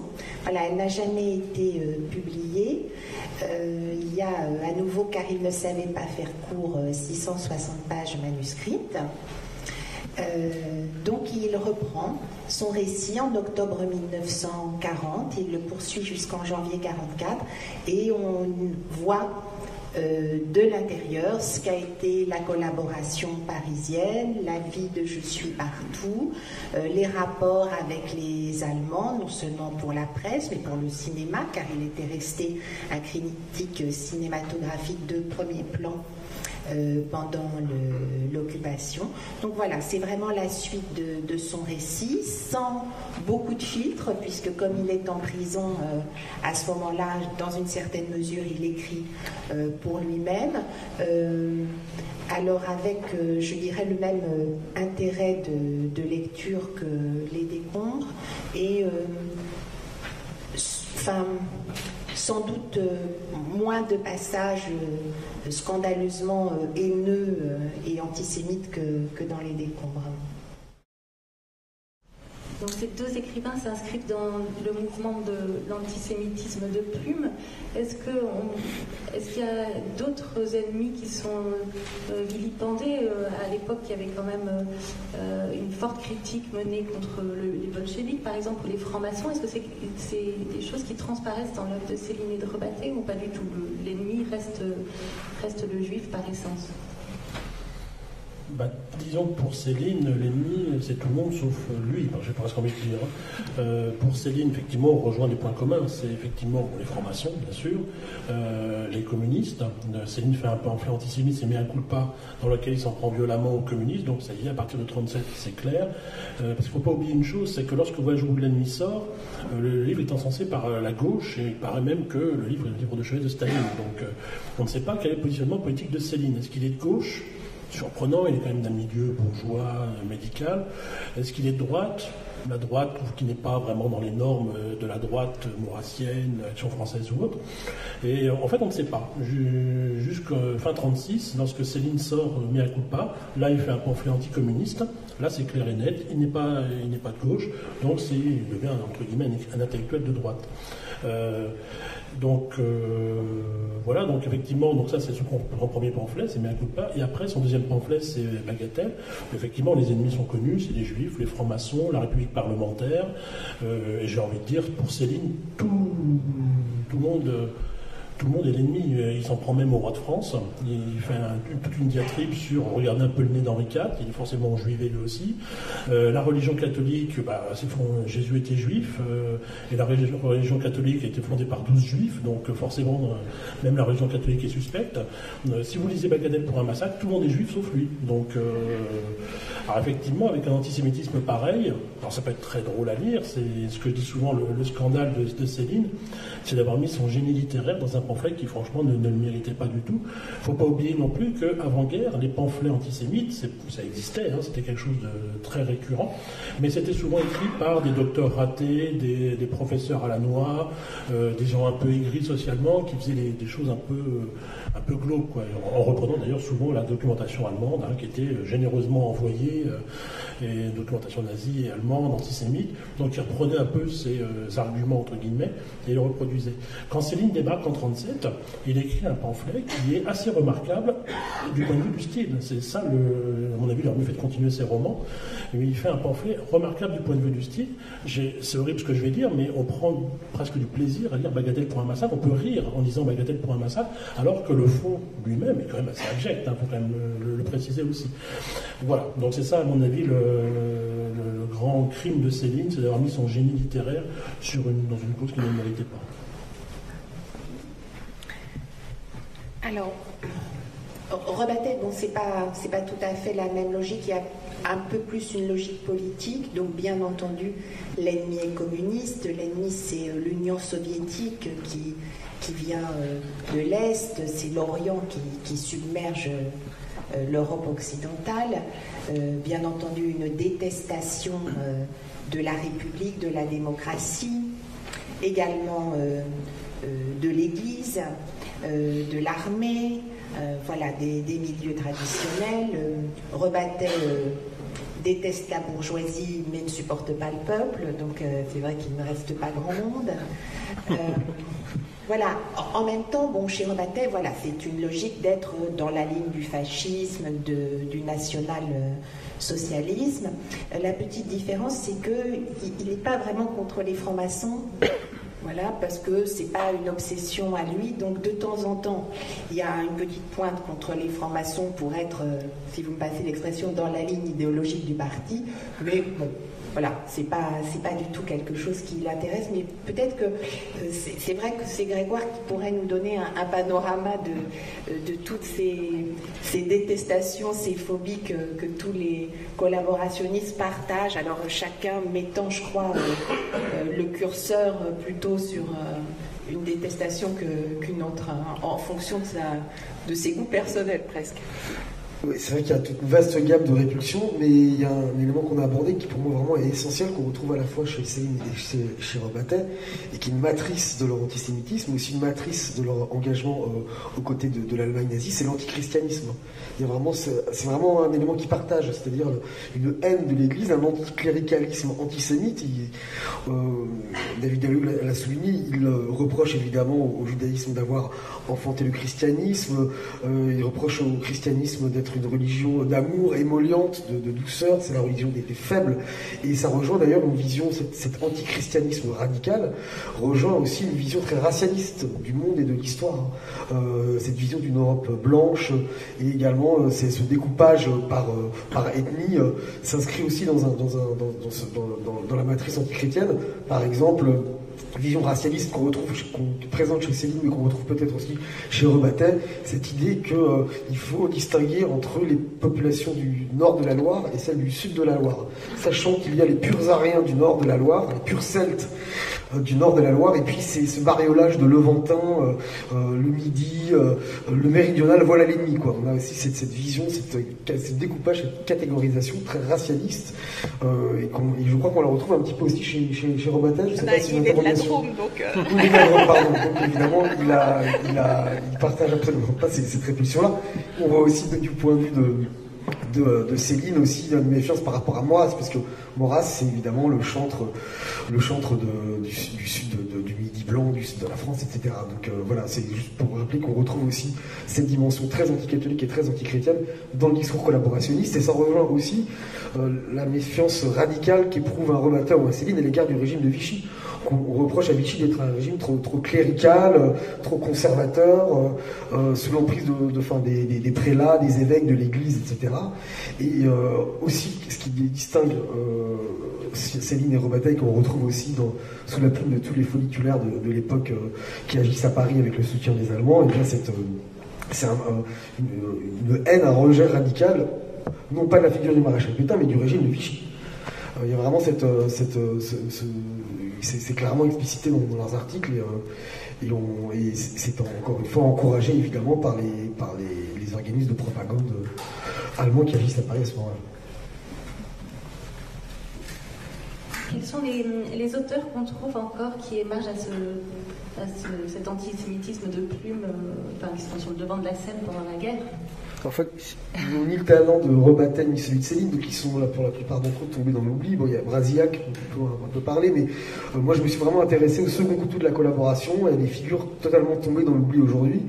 Et notamment, j'ai commencé mes premiers travaux de recherche quand j'étais, à l'époque on appelait ça un mémoire de maîtrise. Aujourd'hui on appelle ça un M1, mais en tout cas j'ai commencé à m'intéresser à une figure qui a eu son importance au moment de la collaboration. C'était Jean Drault, D-R-A-U-L-T. et qui a plus de 80 ans lorsqu'il reprend du service en 1940, et il a été l'un des compagnons de route d'Édouard Drummond, c'est-à-dire qu'il a connu l'époque de la France juive en 1886, qui a été pour lui une révélation, il a connu l'époque de l'affaire Dreyfus, il a été le collaborateur du journal de Drummond, La Libre Parole, à la fin du 19e siècle. Il fait vraiment le trait d'union entre l'antisémitisme de l'époque de l'affaire Dreyfus et les années d'occupation, les années noires. Il est en quelque sorte le dernier symbole vivant de la tradition drummondiste, et il va être à l'origine, pendant l'occupation, de tout un effort de propagande visant à réhabiliter Drummond, à faire d'Édouard Drummond le prophète du génie arien, le prophète de l'antisémitisme. Il y a des campagnes qui sont menées pour qu'on fasse entrer Drummond au Panthéon. On essaie de lui donner un nom de rue, on essaie de débaptiser sauvagement certaines rues pour donner à ces rues le nom d'Édouard Drummond. On fête au Père-Lachaise en 1944 son centenaire, où il y a toutes les tendances de la collaboration qui sont réunies autour de sa tombe. À cette occasion, on crée l'association des journalistes anti-juifs crée le prix Édouard Drummond, qui sera remis à un folliculaire totalement tombé dans l'oubli. Enfin voilà, il y a cette théâtralisation du drummondisme des années noires qui est très hitlérien et très pro-allemand. Et encore une fois très hostile au régime de Vichy, puisque pour en revenir à Gendreau, qui prend en mars 1943 la direction de l'organe de dénonciation et de chantage Au Pilori, le journal Au Pilori, qui est vraiment l'un des organes les plus violents et un antisémitisme ordurier avec des rubriques de dénonciation bien précises chaque semaine, etc. Donc il va orchestrer depuis cette tribune la réhabilitation de ce maître à penser Édouard Drummond, mais il va aussi mener une propagande extrêmement violente contre le régime de Vichy. Donc il va faire propagande sur le thème de Vichy la juive, c'est-à-dire qu'à Vichy, dans les bureaux, il y a des juifs. C'est Jérusalem sur Allier, c'est Vichy ghetto. Vichy est un ghetto, le maréchal Pétain est entouré de juifs et de francs-maçons. Il faut envoyer la police pour faire une rafle à Vichy et vider ses bureaux. Il est intolérable de voir encore des juifs se promener à Paris en 1944, etc. Même Hitler est trop mou du point de vue de ses collaborationnistes parisiens.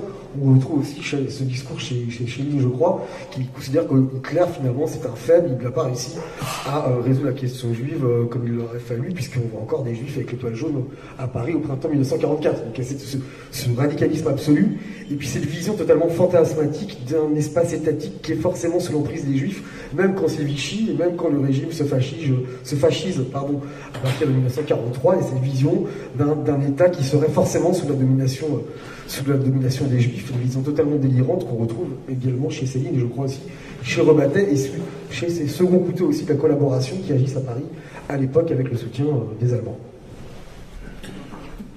Petite anecdote, pour ceux qui un jour vont au cimetière du Père-Lachaise voir la tombe de Drummond, j'ai vu il n'y a pas longtemps, c'était l'année dernière, et je crois qu'il est puni pour la postérité, puisque si vous avez la tombe de Drummond, tout autour c'est les tombes juives.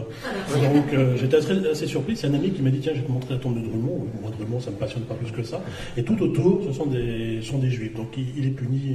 Alors c'est qu'en fait il a été enterré à côté de Stavisky. Stavisky c'est donc l'escroc qui a donné naissance à toute une vague d'antiparlementarisme sous la Troisième République. On dit que ces disciples disaient Drummond aura côtoyé le drame juif jusque dans la mort.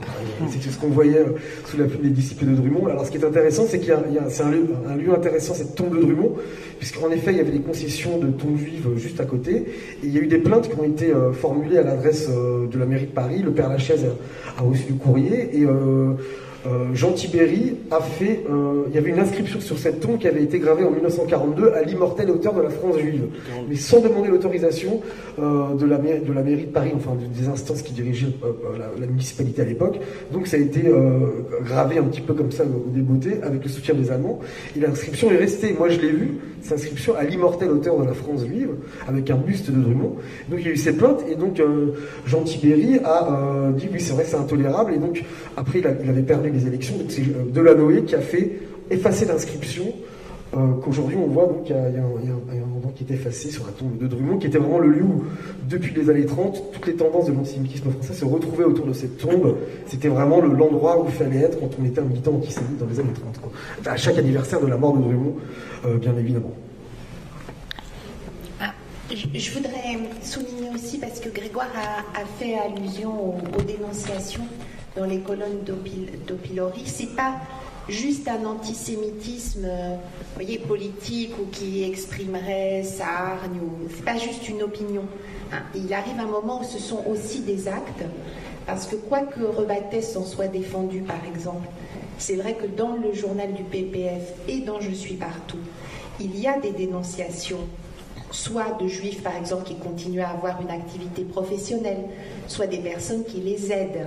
Hein. Voilà, c'est pas juste à la cantonade, effectivement. D'autre part, dans les écrits de Rebattet, que ça soit dans Les Décombres et plus encore dans Je suis partout, il y a des descriptions des ghettos d'Europe centrale pendant la guerre qui sont, comment dirais-je, des annonces de la ségrégation et de l'élimination des Juifs. Il apparaît dans le récit justement écrit par Rebattet à Clairvaux qu'il semble bien que Brasillac, lors de son voyage sur le front de l'Est, a rapporté des informations sur ce qui se passait pour l'élimination des Juifs sur l'arrière du front russe, et que à cet égard il aurait mis les collaborateurs de Je suis partout en garde sur le fait de ne pas trop s'engager sur le sujet, et que Rebattet a choisi de ne pas en tenir compte, voilà, et que ça motiverait aussi une partie du retrait de Brasillac à l'automne 1943 de Je suis partout.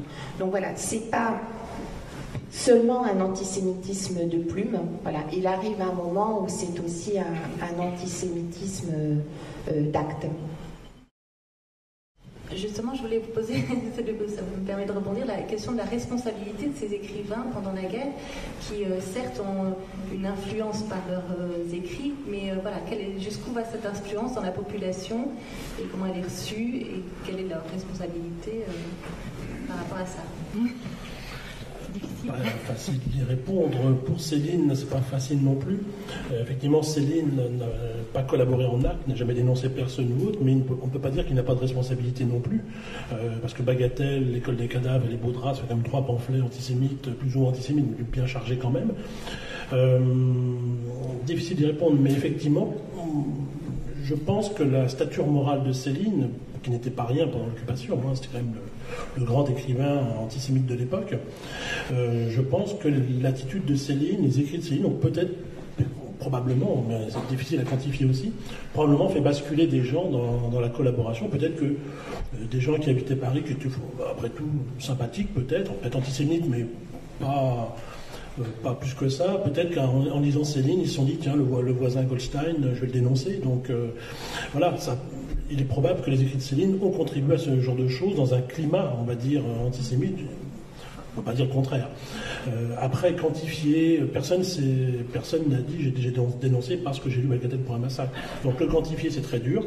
Mais je pense que oui, sincèrement, que les pamphlets de Céline ont contribué. Oui, ça c'est indéniable. Donc c'est ça la responsabilité de Céline.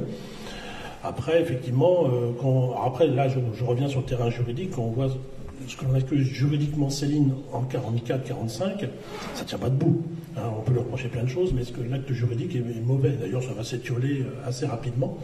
Mais effectivement, il y a une responsabilité de l'écrivain par rapport à ce qu'il a écrit. Et d'ailleurs, Céline, à son retour en France, refusera que les pamphlets soient réédités. Donc, contrairement à une légende, ils ne sont pas interdits. C'est juste que Céline ne voulait pas qu'ils soient réédités. Sa veuve, à ce jour, s'y oppose toujours à leur réédition. Elle considérait que c'était des textes politiques dans un moment donné et qui n'avaient pas lieu d'être réédités. Il y avait certes les livres de Céline, mais il y avait aussi les fameuses lettres aux journaux, parce que Céline n'écrivait pas d'articles dans la presse, mais faisait des lettres publiques à certains journaux, notamment au Pilori. Il fait des lettres dans cet organe de dénonciation et de chantage. À chaque fois au Pilori, titre une lettre du grand Céline, du grand Louis-Ferdinand Céline. Et là, il y a une teneur politique. Il en appelle quand même à la création d'un parti unique, je crois, regroupant les différentes chapelles de la collaboration. Donc là, pour le coup, il y a quand même engagement politique. Enfin, alors qu'on publie une tribune publique dans un journal tel qu'au Pilori. Alors justement, mais c'est là toute l'ambiguïté et de Céline et de l'époque. Céline dit, j'ai écrit des lettres à des amis, qui étaient Rebattet ou autres, qui étaient effectivement dans des journaux collaborationnistes, mais à aucun un moment, je lui ai donné l'autorisation de la publier. Ceci dit, quand il les publie, jamais il n'a fait une lettre pour dire ne recommencez pas. Donc on a effectivement toute l'ambiguïté de Céline. Quand il dit qu'il n'a jamais touché de l'argent de l'Allemagne pour ses activités, c'est vrai. Il n'a jamais touché un franc ou un Reichsmark de l'époque par rapport à ses activités. De ce côté-là, il est clair. Mais c'est vrai qu'il y a cette ambiguïté. Il sort des lettres et il sait que ces lettres doivent être publiées parce que, en plus, pour les rédacteurs de Je suis partout et du Pilori, une lettre de Céline, c'est des ventes supplémentaires. Donc on ne crache pas dessus. Donc c'est une façon de mobiliser l'électorat. Donc il les publie. Céline ne s'en plaint pas, mais c'est vrai qu'après, quand arrive son procès, il dit on les a publiés sans autorisation, ce qui est vrai. Mais il ne s'est jamais opposé non plus. Donc on a toute l'ambiguïté de Céline par rapport à la période, ambiguïté qui est partagée par beaucoup d'autres gens, enfin, à plein de niveaux. L'occupation était une période très ambiguë à de nombreux degrés. Et là, effectivement, on retrouve cette ambiguïté du point de vue de Céline. S'il vous plaît, quelle ambiguïté de Céline est simplement à l'Institut des questions juives? Ah non, là, alors il va vous dire. Ah non, absolument pas. Donc, mais effectivement, mais il va dire dans la défense de Céline, il dit oui, j'étais un sujet question juive, mais j'ai pas pris la parole. Je venais là pour voir les amis. Oui, voilà. On retrouve toujours ce.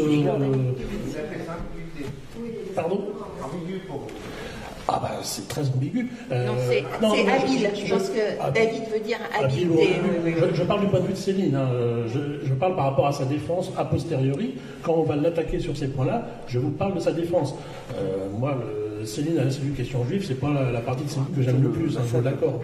Mais effectivement, Céline est très ambiguë ou habile lorsqu'il parle de sa défense. Là, je parle du point de vue de Céline. Alors, Rebattet, lui, il a essayé de prendre position sur l'influence qu'il a eue et qu'a eu l'équipe de Je suis partout. Alors, comme vous le savez peut-être, c'est une question qui a été posée explicitement lors du procès de Robert Brasillac, puisque dans les réquisitions figure l'influence qu'il a eue sur la jeunesse française. Et donc, dans le texte que Rebattet a écrit à Clairvaux, il s'est prononcé sur le fait qu'effectivement, ils avaient eu une influence sur les jeunes Français qu'il avait pu mesurer grâce aux chiffres de vente de Je suis partout, qui sont effectivement très importants, hein, c'est en centaines de milliers d'exemplaires par semaine, et d'autre part grâce à la correspondance reçue de la part des lecteurs de Je suis partout et des lecteurs des Décombres, qui souvent les félicitaient de leur prise de position et leur demandaient des consignes supplémentaires. Et donc, voilà, il est vrai que dans ce texte-là, Rebattet reconnaît qu'ils ont eu un grand pouvoir d'influence, bon, sans pouvoir faire la départition, bien entendu, de dans quel domaine étaient-ils les seuls et quelles ont été les conséquences pratiques. Et lors du procès de Rebattet, dans le déroulé très classique de ses écrits, livres mais également articles, à un moment il est interrogé sur ses participations au journal des Waffen-SS français qui s'appelait Devenir, auquel il a donné un article qui se terminait par mort aux Juifs. Et interrogé par le président sur cette signature d'article, Rebattet répond « C'est une stupidité de ma part » et le procureur dit « Non, c'est un appel au meurtre ». Et justement, comment a été perçue cette collaboration de Plume par les juges d'instruction? Est-ce qu'il y a une manière de juger les intellectuels qui se sont engagés de manière un peu systématique? Est-ce qu'ils ont été plus jugés que d'autres collaborateurs? Voilà, comment a été jugée la collaboration de Plume? Je vais répondre en général et puis je pense que David va nous parler de la folie épistolaire de Céline à propos de sa procédure judiciaire. Alors, vous savez sans doute qu'il y a cette réputation que les intellectuels, en particulier les journalistes, auraient plus payé que d'autres catégories de collaborationnistes, à commencer par les collaborateurs économiques, donc ces journalistes contre mur de l'Atlantique. Alors, ce qui est vrai, c'est qu'il est plus facile, en termes de procédure, de prendre une collection de journaux et une paire de ciseaux pour faire un dossier d'instruction. Bon, on est quelques-uns dans cette salle à avoir l'habitude de ces dossiers. Voilà, donc ce sont des affaires qu'il est assez facile d'instruire rapidement.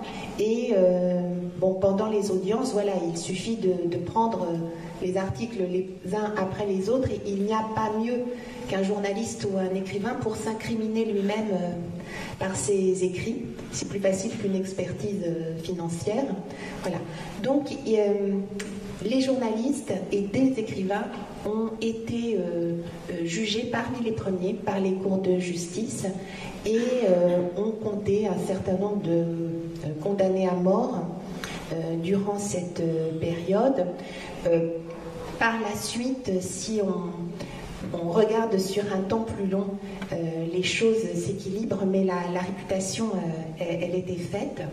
Il est vrai que, par exemple, les confiscations et les amendes pour collaboration économique, elles ont continué jusque dans les années 70, l'administration fiscale étant beaucoup plus tenace que la justice à cet égard. Mais par exemple, lorsque des écrivains, des artistes ont demandé la grâce de Rebattet en écrivant au président de la République, ils ont mis cet argument en avant, c'est-à-dire comment peut-on accepter que des journalistes soient exécutés alors que des collaborateurs économiques ou même militaires, c'est-à-dire des officiers de la LVF, ne sont pas condamnés à mort. Donc voilà, c'est vrai, un panorama très particulier. Et Céline, lui, il a encore un profil différent puisqu'il fait son instruction à distance par lettre furibarde célinienne interposée. C'est vrai que le cas de Céline est un peu à part puisqu'il s'enfuit, donc il est hors d'atteinte de la justice française. Donc effectivement, alors je suis parfaitement d'accord avec ce que je viens de dire, c'est que attraper des journalistes et écrivains, c'est plus facile. Un, ils sont connus. Deux, ils ont tenu le haut du pavé pendant 4 ans, donc les attraper. Puis j'ai presque envie de dire, dans le contexte de l'époque, en 1944, il faut que des têtes tombent. Donc c'est d'abord effectivement les écrivains. Ce sera très vite d'ailleurs dans un autre registre, les gens de la Gestapo française. Entre leur arrestation en septembre 1944 et leur exécution en décembre 1944, c'est très rapide, même bâclé. Mais il faut que des têtes tombent, parce qu'à un moment donné, l'opinion demande à ce que les têtes tombent. Donc effectivement, on a des écrivains, on les prend, on a les voyous de la carlingue, on les prend. Quand le maréchal Pétain va être pris, très rapidement, le procès va être mis en branle, parce qu'il faut donner des têtes à l'opinion. Et là, le problème, c'est que Céline est effectivement le grand écrivain, celui qu'il faut avoir. C'est le grand prophète de l'occupation. Manque de peau, il est en fuite. Et même quand il est attrapé au Danemark, là, il y a un combat juridique qui va se faire entre le droit français et le droit danois. Enfin, en fait, le principe, c'est que la France dit Céline est un collabo, livrez-le-nous. Le problème, c'est que le Danemark a une autre conception de la liberté d'expression. Et il faut dire aussi que le Danemark n'a pas été occupé comme la Pologne ou autre. Le Danemark est à peu près préservé des destructions pendant 4 ans. Et au Danemark, tout a fonctionné encore à peu près normalement, à part qu'il n'y a pas eu d'élection, mais toutes les institutions ont fonctionné à peu près normalement.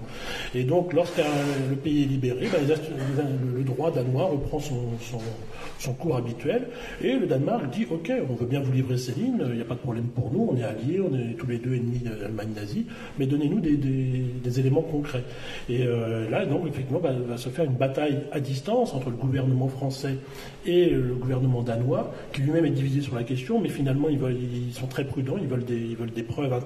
Où vous nous dites que Céline est un collabo, un antisémite, etc., donnez-nous des preuves, parce qu'au Danemark, n'oublions pas, les pays scandinaves, la liberté d'expression, c'est sacré. On peut écrire des horreurs absolues au Danemark, et dans les pays scandinaves, on ne condamne pas à mort un homme pour ça.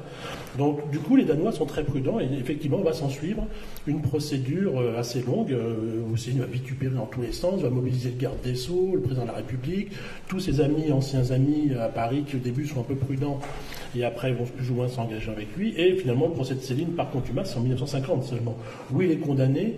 Alors effectivement, beaucoup de choses sur lesquelles il était poursuivi vont tomber, parce qu'on se rend compte que c'est un peu ridicule quand même, mais il va être condamné quand même sur certains aspects, et objectivement il s'en sort bien quoi, quand même, par rapport à donc, ces confiscations de ses biens, quelques années de prison, mais qui sont couverts par la détention au Danemark, donc objectivement il peut rentrer, mais condamné, mais il peut rentrer.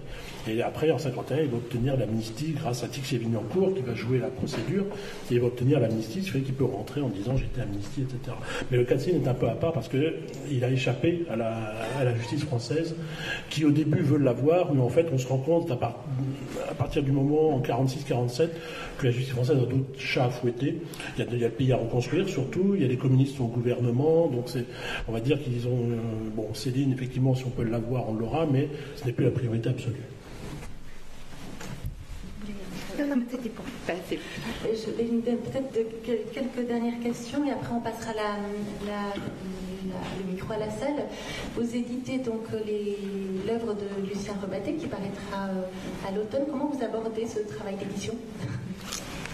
Alors, je ne suis pas l'éditrice, je suis celle qui fait les notes en bas de page pour expliquer. Vous le savez peut-être, le livre est difficile à trouver, mais le texte est partout sur Internet, sans appareil critique, sans présentation, sans rien. Ainsi d'ailleurs que les numéros spéciaux consacrés à Rebattet à la question juive. Donc, il était important de présenter ces textes dans leur contexte, dans leur intégralité, sans coupe, en montrant par contre, par exemple, quel changement et quelle coupe Rebattet avait souhaité lui-même à propos de réédition des décombres, et d'y apporter cette suite qui est un document exceptionnel d'intérêt pour les historiens, mais d'intérêt pour le public, parce qu'il se lit vraiment très bien. Donc, pour ma part, je suis... je me suis plongée dans les archives pour présenter ces textes, pour dire quand et comment ils avaient été écrits, pour présenter les brouillons ou les notes préparatoires que j'ai pu retrouver grâce aux scellés de la Cour de justice et qui n'avaient pas été utilisés pour le procès d'ailleurs, que j'ai pu retrouver grâce à l'exposition. Et voilà, et puis tout simplement mettre des notes en bas de page, parce que peut-être en feuilletant le livre, ou si vous l'avez lu, vous vous êtes rendu compte qu'il y a beaucoup d'allusions à des personnes, à des faits d'actualité récente de 1942 qui ne nous sont pas familiers et pour lesquels nous avons besoin tout simplement de quelques éclairages, et puis aussi pour faire un contrepoint aux affirmations de Rebattet qui, comment dirais-je, comme tout le monde, accommodait parfois les faits pour les faire rentrer dans ses convictions ou ses opinions. Très prosaïquement, par exemple, il surgonfle toujours le nombre de juifs vivant en France pour justifier ses délires antisémites. Et c'est pas simplement une réédition, puisque c'est accompagné, voilà, de diverses présentations. C'est suivi même du texte de sa radioscopie avec Jacques Chancel, qu'il a fait dans les années 60, et avec le petit contrepoint de son journal, puisque Jacques Chancel lui a posé des questions qui dérangent d'entrée de jeu, et que donc Rebattet dans son journal confie que Jacques Chancel le reçoit très bien, se montre très amical, et dès lors que les micros sont ouverts, voilà, l'attaque bille en tête sur son antisémitisme, sur son engagement collaborationniste, et Rebattet dit mais je me suis bien défendu, voilà, je n'ai pas lâché sur mes convictions, voilà, pour avoir un panorama de tout ce qui est un parcours exorbitant, choquant, et qui à un moment a été à la mode, je dirais tout simplement. Et enfin, dernière question, donnez-nous envie de relire Lucien Rebattet et Céline avec ses 3 pamphlets, notamment Les Beaux Draps. Qu'est-ce que vous nous diriez sur ces 2 ouvrages pour nous donner envie de nous plonger dedans? Qu'est-ce qui pourrait nous apporter la question piège. Alors effectivement, je vais un peu biaiser, hein, j'ai botté en touche parce qu'on ne peut pas lire à ce jour les pamphlets. Alors, effectivement, il va y avoir une édition de référence pour Rebattet. L'ayant droit de Rebattet qui est dans la salle a donné a priori son autorisation. Pour ce qui est de Céline, on ne peut pas lire les pamphlets donc de Céline, sauf à les acheter chez des bouquinistes, libraires d'occasion, etc. Ou aller sur Internet et on retrouve le même problème. Sur Internet, on trouve les textes des pamphlets de Céline dans des éditions, on ne sait pas trop d'où elles sortent, on ne sait pas si elles ont été bricolées, etc. C'est vrai qu'il y a eu pendant très longtemps la Syrie et la Libye qui éditaient les pamphlets de Céline de façon complètement désintéressée, on s'en doute. Donc voilà, à ce jour, si vous voulez lire les pamphlets de Céline, c'est très simple, il faut aller au Canada. Vous allez au Québec, puisque Céline est tombée dans le domaine public. Donc il y a eu un éditeur qui a fait donc les écrits polémiques de Céline, qui a regroupé tous les écrits polémiques de Céline, dont les 3 pamphlets, avec des notes, un appareil critique assez remarquable, fait par un Célinien de notre connaissance, donc un travail assez remarquable. Mais comme à ce jour, cet ouvrage est interdit de vente en France, tant que Céline dans le domaine privé, donc voilà. Alors, inciter à lire les pamphlets, c'est délicat de le dire. Ceci dit, à titre personnel, voilà, je suis contre les interdictions, les choses interdites, parce que ça crée toujours des églises et catacombes. Donc vous pouvez dire aux gens, moi je suis pour que les pamphlets soient un jour édités dans une collection comme bouquin, je penserai plutôt chez Gallimard que chez Robert Laffont. Je pense que tant que la veuve est encore en vie, ça ne se fera pas, le joint ne sera plus de ce monde, ça se fera probablement. Moi j'ai toujours pensé que le lecteur était intelligent et qu'avec un bon appareil critique, il pouvait comprendre avec une remise en contexte de Céline, des textes, etc., et qu'il pouvait comprendre toutes ces choses-là. Ce sont des documents historiques. On ne peut pas évoquer l'antisémitisme pendant l'occupation des années 30 sans lire les textes de Céline. À ce jour, c'est difficile. Ça coûte 450 € si vous voulez acheter les 3. En plus, vous allez chez des bouquinistes, je vous laisse deviner le genre de littérature qu'ils vendent. On peut retrouver du Rebattet à côté de Céline, d'ailleurs. Et donc voilà. Donc, c'est pour ça que je suis pour une édition critique, intelligente des pamphlets de Céline. À ce jour, elle n'existe qu'au Canada. J'espère que ça viendra un jour. Moi, je suis pour qu'elles existent, qu'elles soient diffusées, parce que je pense que le lecteur est intelligent et à ce jour, on prive le lecteur d'une partie de l'œuvre de Céline, qui peut être très contestable par beaucoup d'aspects, mais qui ne reste pas vraiment une partie d'une œuvre. Ça veut dire quoi, le lecteur est intelligent ? Ça veut dire que la connaissance, elle est toujours meilleure que l'idée qu'on s'en fait à la cantonade. Honnêtement, je vous assure que moi, je préfère qu'il y ait une édition qui mette les points sur les i plutôt que les jeunes aillent les voir sur Internet. Où David a raison. En plus, on ne sait pas si les textes sont les textes authentiques. Nous, les historiens, nous travaillons très couramment. Moi-même, quand j'étais étudiante, on m'a demandé de lire les décombres. Donc, je ne vois pas pourquoi ça nous serait réservé à nous, parce qu'on va dans les bibliothèques, de pouvoir voir les textes. On n'est pas mieux, on n'est pas plus intelligent, on n'a pas plus mérité que les autres de pouvoir accéder à des textes. La connaissance, c'est toujours une bonne chose. Savoir de quoi on parle aussi.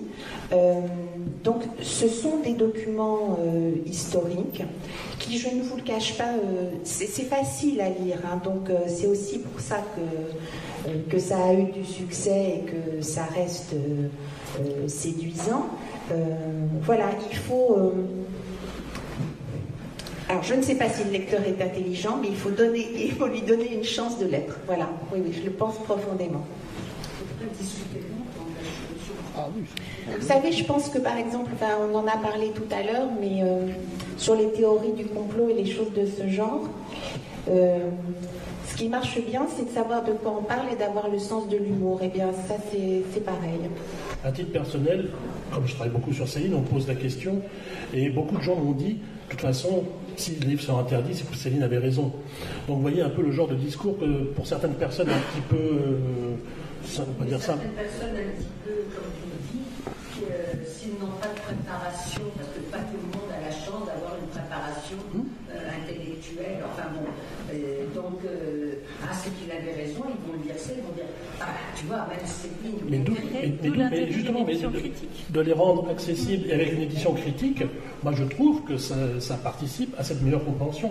Moi je trouve que le danger, c'est effectivement, en plus c'est un sujet d'actualité, un jour un jeune qui veut lire les pamphlets de Céline, il va sur Internet, je vous laisse deviner le genre de site, où on peut télécharger les pamphlets de Céline. Objectivement, ne passons pas mon temps à comparer les lignes. Moi je peux rajouter sans aucun problème un paragraphe dans Bagatelle pour un massage. Je le fais un peu à la Céline, je fais une page de diatribe antisémite, honnêtement, personne ne verra, puisque de toute façon, les textes ne sont pas accessibles. Pour ça, moi, je préfère une édition de référence nickel chrome avec les notes, le contexte, etc., ce qui a été fait au Canada, plutôt qu'une des éditions en pirate. Moi, je les ai achetés, en fait, mais dans les librairies, je vous laisse deviner un peu la tronche du libraire. Voilà, on paye en liquide et puis on s'en va sans demander son reste. Et voilà, mais j'ai aucune garantie sur le chose. Et ça veut dire que si on veut dire prophétie, il faut aller dans ce genre d'endroit. C'est pas le meilleur cadeau à faire. Hein. Donc voilà, c'est pour ça que je préfère une édition. Et puis surtout, ça enlèvera le côté un peu crypté, aiguisé catacombe, etc. Bon, vous avez déjà commencé, donc on ouvre les questions avec la salle. Céline et Rabatel dans la même salle, forcément, ça part assez vite. Oui, bonsoir. Je trouve que c'est très dur d'avoir une position d'historien, comme vous l'avez tous les trois, par rapport à une œuvre de caractère littéraire. C'est comme ça que ça nous a été présenté, la plume. Il y a une ambiguïté là. Vous n'êtes pas critique littéraire et vous voulez faire œuvre d'historien, point à la ligne, si j'ai bien compris. Si on prend l'œuvre de Louis-Ferdinand Céline, si on lit sa thèse de médecine, Philippe Ignace et Molvaes, si on va ensuite au texte de la médecine chez Ford, des choses comme ça, et qu'on s'arrête avant les pamphlets qui ne sont théoriquement pas accessibles, Céline est un écrivain génial de gauche, etc. Si on va plus loin, tout bascule. Donc le basculement du regard de l'historien, il est très compliqué. Si on prend Marguerite Duras, qui a fait supprimer quand même son premier ouvrage qui s'appelle L'Empire français, si mes souvenirs sont exacts, introuvable. L'Empire français est introuvable. C'est elle-même qui l'a supprimé. Si on regarde Marguerite Duras sans cette œuvre-là, qu'est-ce que ça veut dire? Modiano, je crois qu'on a beaucoup parlé de lui récemment, dans sa première édition de La Place de l'Étoile, il y a 15 pages très antisémites à la Céline, en début, qu'il a fait supprimer. Donc, qu'est-ce que ça veut dire de regarder une œuvre et de la recontextualiser sur le plan historique, surtout pour quelque chose de récent, parce qu'on peut parler de l'ensemble de la littérature. Comment vous vous positionnez en tant qu'historien par rapport à une œuvre littéraire? Voilà, telle est ma question. Déjà, les pamphlets de Céline ne sont pas des œuvres littéraires au sens, voilà, ce ne sont pas des romans. Donc, à un moment donné, c'est Céline qui lui-même a fait un pas de côté en se mettant du point de vue du pamphlet et en entrant un peu dans l'histoire. Vous n'êtes pas psychiatre non plus. Ah non, surtout pas. Non, parce qu'il y a un regard de psychopathologie aussi.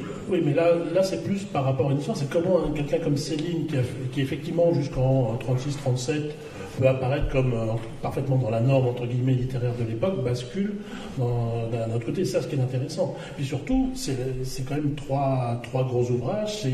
Céline arrête le roman en 37, il ne le reprendra qu'en 44. Donc c'est quand même une part très importante de sa vie dans laquelle il n'écrit plus de roman et il se consacre uniquement à ce genre de choses. Donc moi, comme amateur de Céline et chercheur sur Céline, c'est ça ce qui m'intéresse. C'est pourquoi il fait ça. L'écrivain ou amateur de l'homme? Alors moi, d'un point de vue personnel, j'ai une admiration sans borne pour l'écrivain. Probablement que Céline, si un jour je l'aurais rencontré, n'était pas forcément le personnage le plus sympathique du monde. Le personnage n'est pas, on va dire, humainement, je ne sais pas si j'aurais fait copain avec lui, mais une admiration pour l'écrivain. Mais là, effectivement, on a un hiatus, c'est les pamphlets, où il y a un génie littéraire pour une cause qu'il ne mérite pas. Ça, c'est ça ce qui est intéressant aussi chez Céline. Mais c'est un débat sans fin, quasiment. Je ne sais pas trop comment vous répondre. Peut-être que... Pardon? Oh, probablement, oui. Il m'aurait fait des petits cons, oui. Peut-être. C'est tout à fait ça, mais je vois que vous connaissez bien. Mais c'est un très beau texte. D'ailleurs, Chanter Beson, la préface à Beson à travers les âges, un texte formidable. Je vois que monsieur connaît bien Céline, puisque la médecine, les petits textes de Céline sont quand même assez peu lus. Oui. Alors, le cas de Rebattet est un petit peu différent parce que dire l'œuvre de Rebattet, c'est presque un peu gentil. Hein, c'est un pamphlétaire, c'est un essayiste.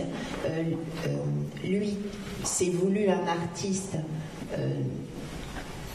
D'un certain point de vue, il n'a pas réussi à la hauteur de son ambition, et en tout cas, ça ne se posait pas pour les décombres, ni pour le texte qu'il a écrit en prison. Pour moi, c'est un document d'histoire. Je ne considère pas ça comme d'abord une œuvre littéraire, même si je l'ai dit, c'est facile à lire, ce qui n'est pas toujours le cas des documents d'histoire, voilà, tout simplement. Voilà, j'en reviens au fait que je ne vois pas pourquoi il n'y aurait que Grégoire et moi qui aurions le droit de lire au pilori. Voilà, enfin, je veux dire, tout le monde peut accéder au texte. Nous, notre responsabilité, c'est simplement de le présenter pour ce que c'est, voilà, en essayant de l'éclairer du mieux que nous pouvons pour donner à chacun les éléments de la réflexion et de la comparaison. C'est le même débat qu'avec Mein Kampf, puisqu'il y a eu tout un débat sur l'édition critique de Mein Kampf qui est en cours, avec un gros effort d'appareil critique. Est-ce qu'il fallait publier, donner Mein Kampf en libre accès? Et puis la communauté des historiens a plutôt tranché en disant oui, il faut un appareil critique, et voilà. Donc Alors, bonsoir. J'avais plusieurs questions. La première, vous venez d'y répondre, c'était en fait jusqu'où peut-on aller dans la publication des textes? Est-ce qu'il faut tout publier? Donc par exemple le ciel de Niflheim, le Chardon, le périple juif de Jouandeau, voire les protocoles des sages de Sion, sous prétexte qu'il y a un appareil critique. Est-ce que on peut aller jusqu'au bout finalement? Donc au-delà de Céline, Rebattet, etc. J'avais aussi donc deux petites questions pour Madame Vergès-Chaignon. Alors, la première, c'était concernant donc la republication donc, des décombres. Il y a une première réédition dans les années 70 par Pauvert donc, des décombres, avec une suite qui s'appelait Les Mémoires d'un fasciste, qui allait jusqu'à l'année 47. Est-ce que votre édition reprend cette œuvre? Est-ce qu'elle va encore au-delà? Est-ce qu'elle représente quelque chose de vraiment inédit? Vous l'avez évoqué tout à l'heure, pour bien comprendre. La deuxième petite question, et là je la pose donc sous la surveillance de l'ayant droit, c'est est-ce qu'une publication du journal dans sa version complète est envisageable? Et enfin, j'avais aussi une petite remarque donc, pour compléter ce que M. Kaufmann disait tout à l'heure, quand vous parliez donc, de Gendreau qui faisait le lien entre Dreyfus et donc la collaboration dans les années 40, etc. Il y a aussi un deuxième écrivain, c'était Urbain Boyer, dont lui, c'est un peu plus drôle entre guillemets, puisque lui a commencé comme étant Dreyfusard, et donc antimilitariste, pacifiste, etc. Et il a dérivé aussi vers l'antisémitisme pour donc parler dans des journaux collaborationnistes. Il a d'ailleurs été condamné après la Seconde Guerre, et je crois qu'il est mort la même année que Gendreau. Et donc voilà, c'était aussi faire un lien donc, comme ça avec Dreyfus. Alors, Guillaume, comme vous êtes un super connaisseur des textes, voilà. Donc la mise au point, c'est que la réédition qui a eu lieu en 1976 des décombres est une réédition partielle dont les passages les plus antisémites ou les plus choquants ont été coupés. Voilà.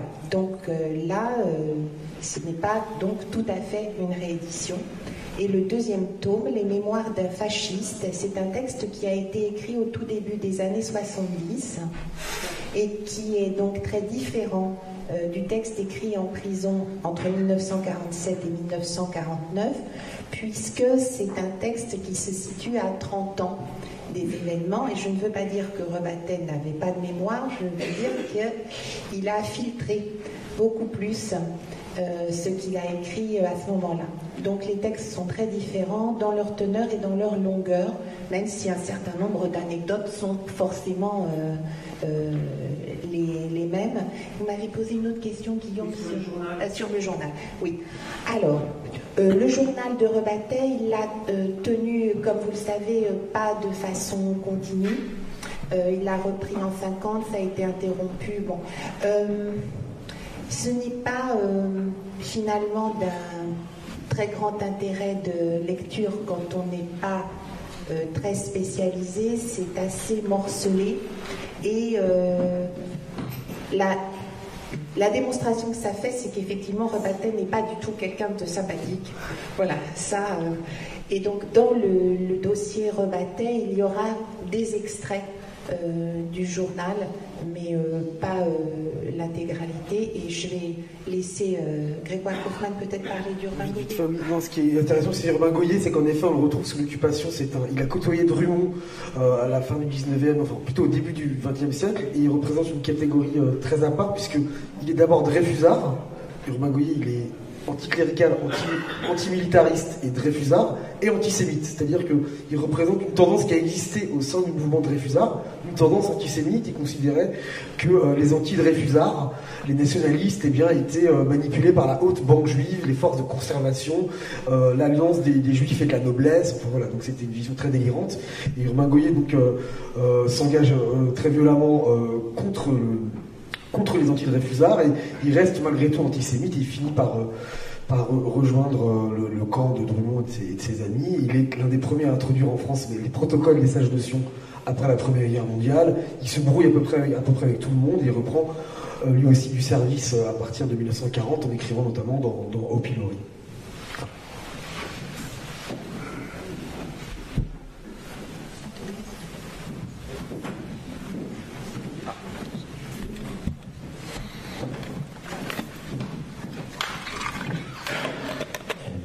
Merci pour cette excellente communication. Moi, j'ai une question concernant le retour de ces écrivains en France et leur réinsertion, disons, vis-à-vis de la République des lettres. Comment ont-ils été à nouveau acceptés ou repoussés par les autres écrivains, notamment par exemple Mauriac, sur lequel Céline Rebattet n'était pas très fan. Et j'élargis un petit peu le spectre avec Paul Morand, qui a connu lui aussi un exil en Suisse, puis il est revenu, et il a réussi à être élu à l'Académie française, malgré la très vive opposition du général de Gaulle. Est-ce que vous pouvez nous resituer un petit peu les dernières années de ces écrivains et leur réinsertion littéraire, ou est-ce qu'ils sont restés à la marge? Je vais commencer pour Céline. Lorsque Céline revient en France en 51, il est un peu le paria des lettres. Il n'est pas... Bon, il s'en est tiré grâce à une manœuvre juridique. Bon, on le laisse s'installer à Meudon, voilà. C'est un peu le paria. Le vrai retour de Céline en grâce, c'est 57, c'est D'un château l'autre, mais qui est orchestré par Roger Nimier. Donc Roger Nimier, donc déjà il est édité chez Gallimard, il n'est plus chez De Noël, Céline est édité chez Gallimard, c'est Roger Nimier qui va faire le retour en grâce. Mais malgré... Bon, puis Céline va accepter aussi de répondre aux questions des journalistes. En 57, l'Express, il va passer à la télé 3 fois, il va être filmé 3 fois, il va passer à la télé une fois, il va être filmé 2 autres fois. Donc il y a un retour en grâce qui s'opère, mais qui n'a rien à voir avec le succès qu'il a eu avant-guerre. Même si les ventes D'un château l'autre et Nord restent de très bonne tenue, ça n'a plus rien à voir avec Le voyage au bout de la nuit ou Aura crédit. Mais en fait, je pense que Céline va préparer sa postérité pendant 10 ans. De 51 à 61, pour avoir pas mal travaillé là-dessus, il a toujours cette même dégaine de clochard dans sa maison de Meudon, etc. etc. Et en fait, il joue au poète maudit. Il dit, voilà, je suis le plus grand de vous tous, vous m'avez ignominieusement persécuté, je joue au poète maudit, et d'ailleurs ça marche à fond, puisque aujourd'hui, montrer une photo de Céline à Meudon en costume de clochard, tout le monde le reconnaît, ou montrer une photo de Céline jeune, la moitié hésite, quoi. Donc il joue pour la postérité. Céline, et d'ailleurs il le dit lui-même, en l'an 2000, on n'ira plus que Morand, Ramuse et moi-même. Donc il est très conscient de sa postérité, de son talent, de son génie, mais il ne se considère plus, on va dire, de ce monde, il ne joue plus dans la même cour que les autres, il prépare la postérité. Avec, comme je l'ai dit tout à l'heure, la modestie n'a jamais étouffé Céline non plus. Merci. Alors Rebattet c'est différent, puisque avant la guerre il n'était rien qu'un un journaliste parmi d'autres. Alors il a eu la chance effectivement que Mauriac, Martin Dugard, Camus, qui d'autres, Gide, enfin beaucoup d'écrivains se sont mobilisés pour obtenir sa grâce en 1946, parce que ses amis ont fait valoir qu'il était un romancier en devenir. Et effectivement, Rebattet pensait a posteriori qu'il avait fait le mauvais choix, puisqu'il avait un projet de roman juste avant la guerre et que c'est lui qui l'aurait dû poursuivre. Ce seront les deux étendards, au lieu d'écrire les décombres. Et donc, pendant qu'il est en prison, Rebattet reprend son manuscrit et compte sur lui, premièrement pour obtenir sa libération, et deuxièmement pour avoir une nouvelle carrière, une deuxième vie. Et quand le livre paraît, il est encore en prison et il est accueilli dans un silence de la critique, et il reçoit un succès commercial assez modéré. Il fera une deuxième tentative avec Les Épis mûrs et ça ne sera pas beaucoup plus fructueux. Donc je vais dire que Rebattet, il a dans le milieu littéraire bénéficié d'une aide ponctuelle et d'un accueil très réservé par la suite. Alors le cas de Paul Morand est différent, puisque lui c'est vraiment quelqu'un qui avait une carrière de romancier et de novelliste très important avant la guerre. Sur le point de l'Académie française, vous savez que l'Académie a été assez maréchaliste pour une partie de ses membres. Elle s'est montrée très réticente après 1944 à déchoir un certain nombre des académiciens qui étaient poursuivis pour fait de collaboration. Elle a d'ailleurs attendu pour certains d'entre eux, à commencer par Philippe Pétain, qu'il soit mort pour les remplacer à leur fauteuil. Et donc il y a une division, je dirais, des opinions et des goûts au sein de l'Académie française qui perdure jusqu'à l'élection de Paul Morand et au-delà.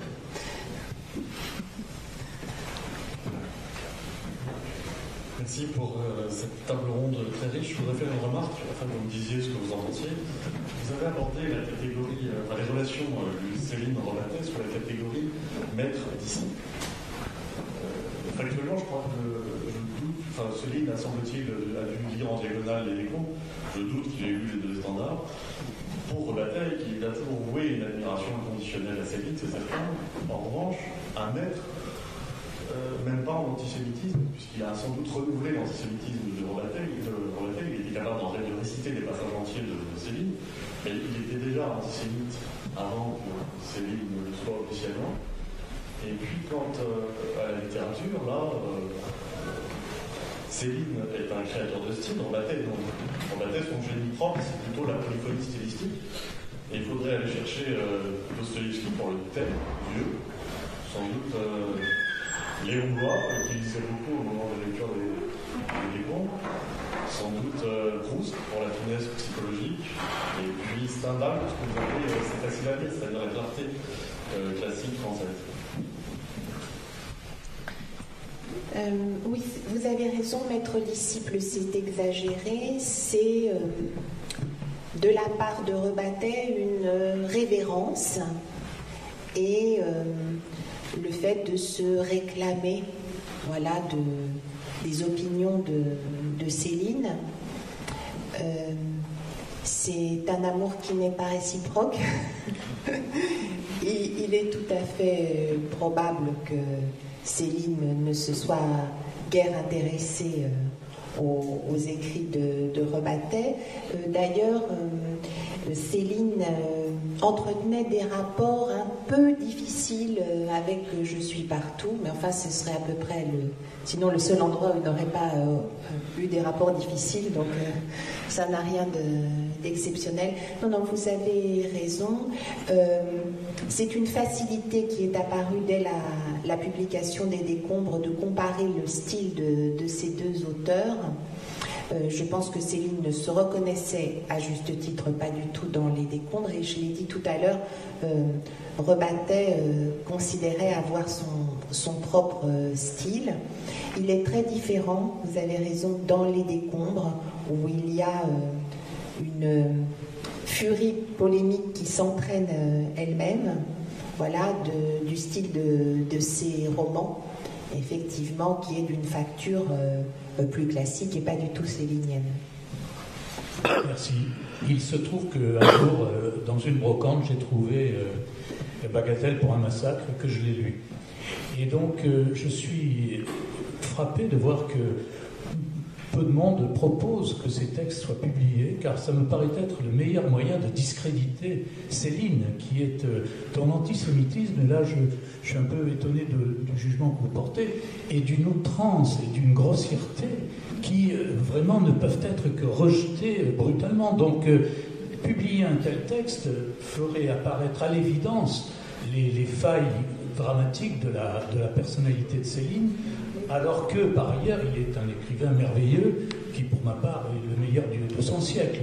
Voilà ce que je... Disons, comme je l'ai dit tout à l'heure, la question à ce jour ne se pose pas, puisque les tentatives, il y en a eu.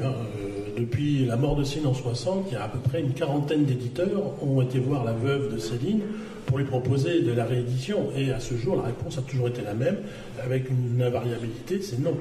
Donc, qu'il y ait des tentatives clandestines, il y en a eu beaucoup, avec plus ou moins de succès.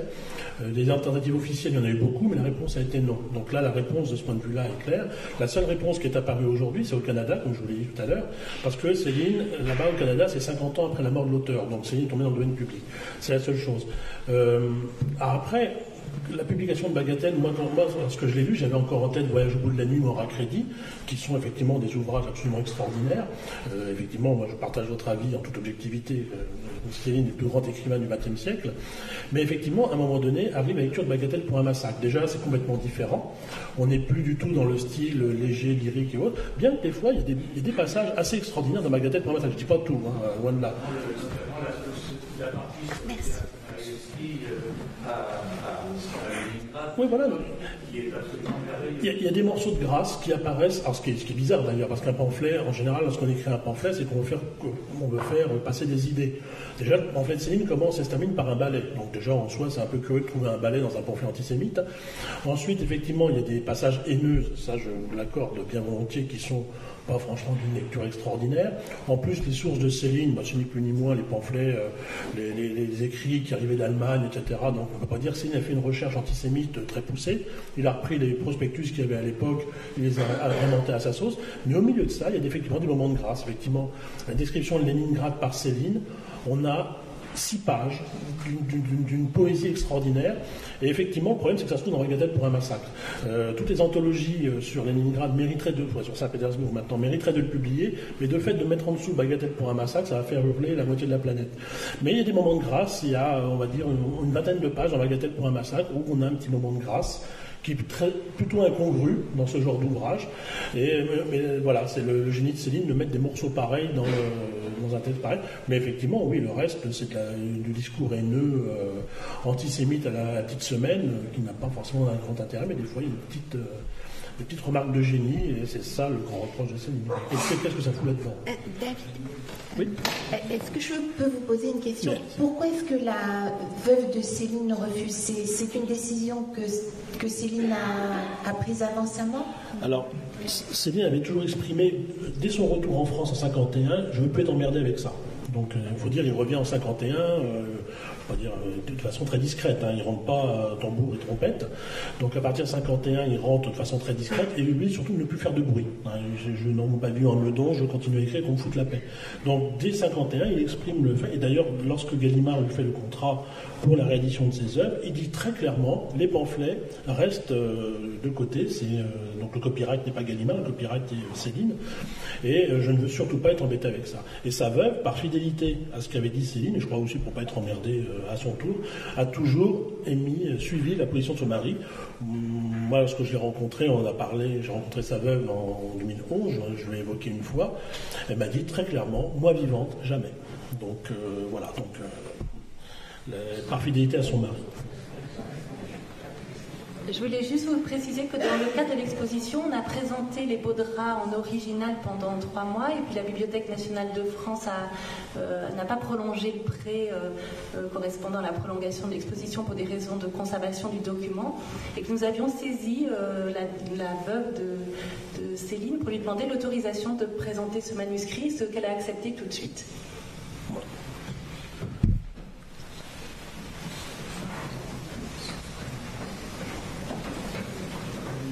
Bravo. Encore une magnifique conférence autour de cette si belle exposition. 3 points pour bien comprendre finalement l'atmosphère de l'époque. Point 1, c'est Dominique Fernandez dans Ramon qui raconte les obsèques de son père. On comprend bien cette atmosphère littéraire sous l'occupation. Enfin bref, ce reporter à Ramon, c'est absolument remarquable. Point 2, c'est Alias Caracalla de Daniel Cordier, qui n'a jamais fait mystère de sa sympathie, c'est le moins qu'on puisse dire, pour l'Action française, mais qui est un gaulliste, un agent secret du BCRA. Et c'est au début de sa mission auprès de Jean Moulin, dont il ne sait pas d'ailleurs qu'il s'appelle Jean Moulin, il ne sait pas qu'il était préfet avant la guerre. Pour lui, c'est vrai que c'est le patron Poivard.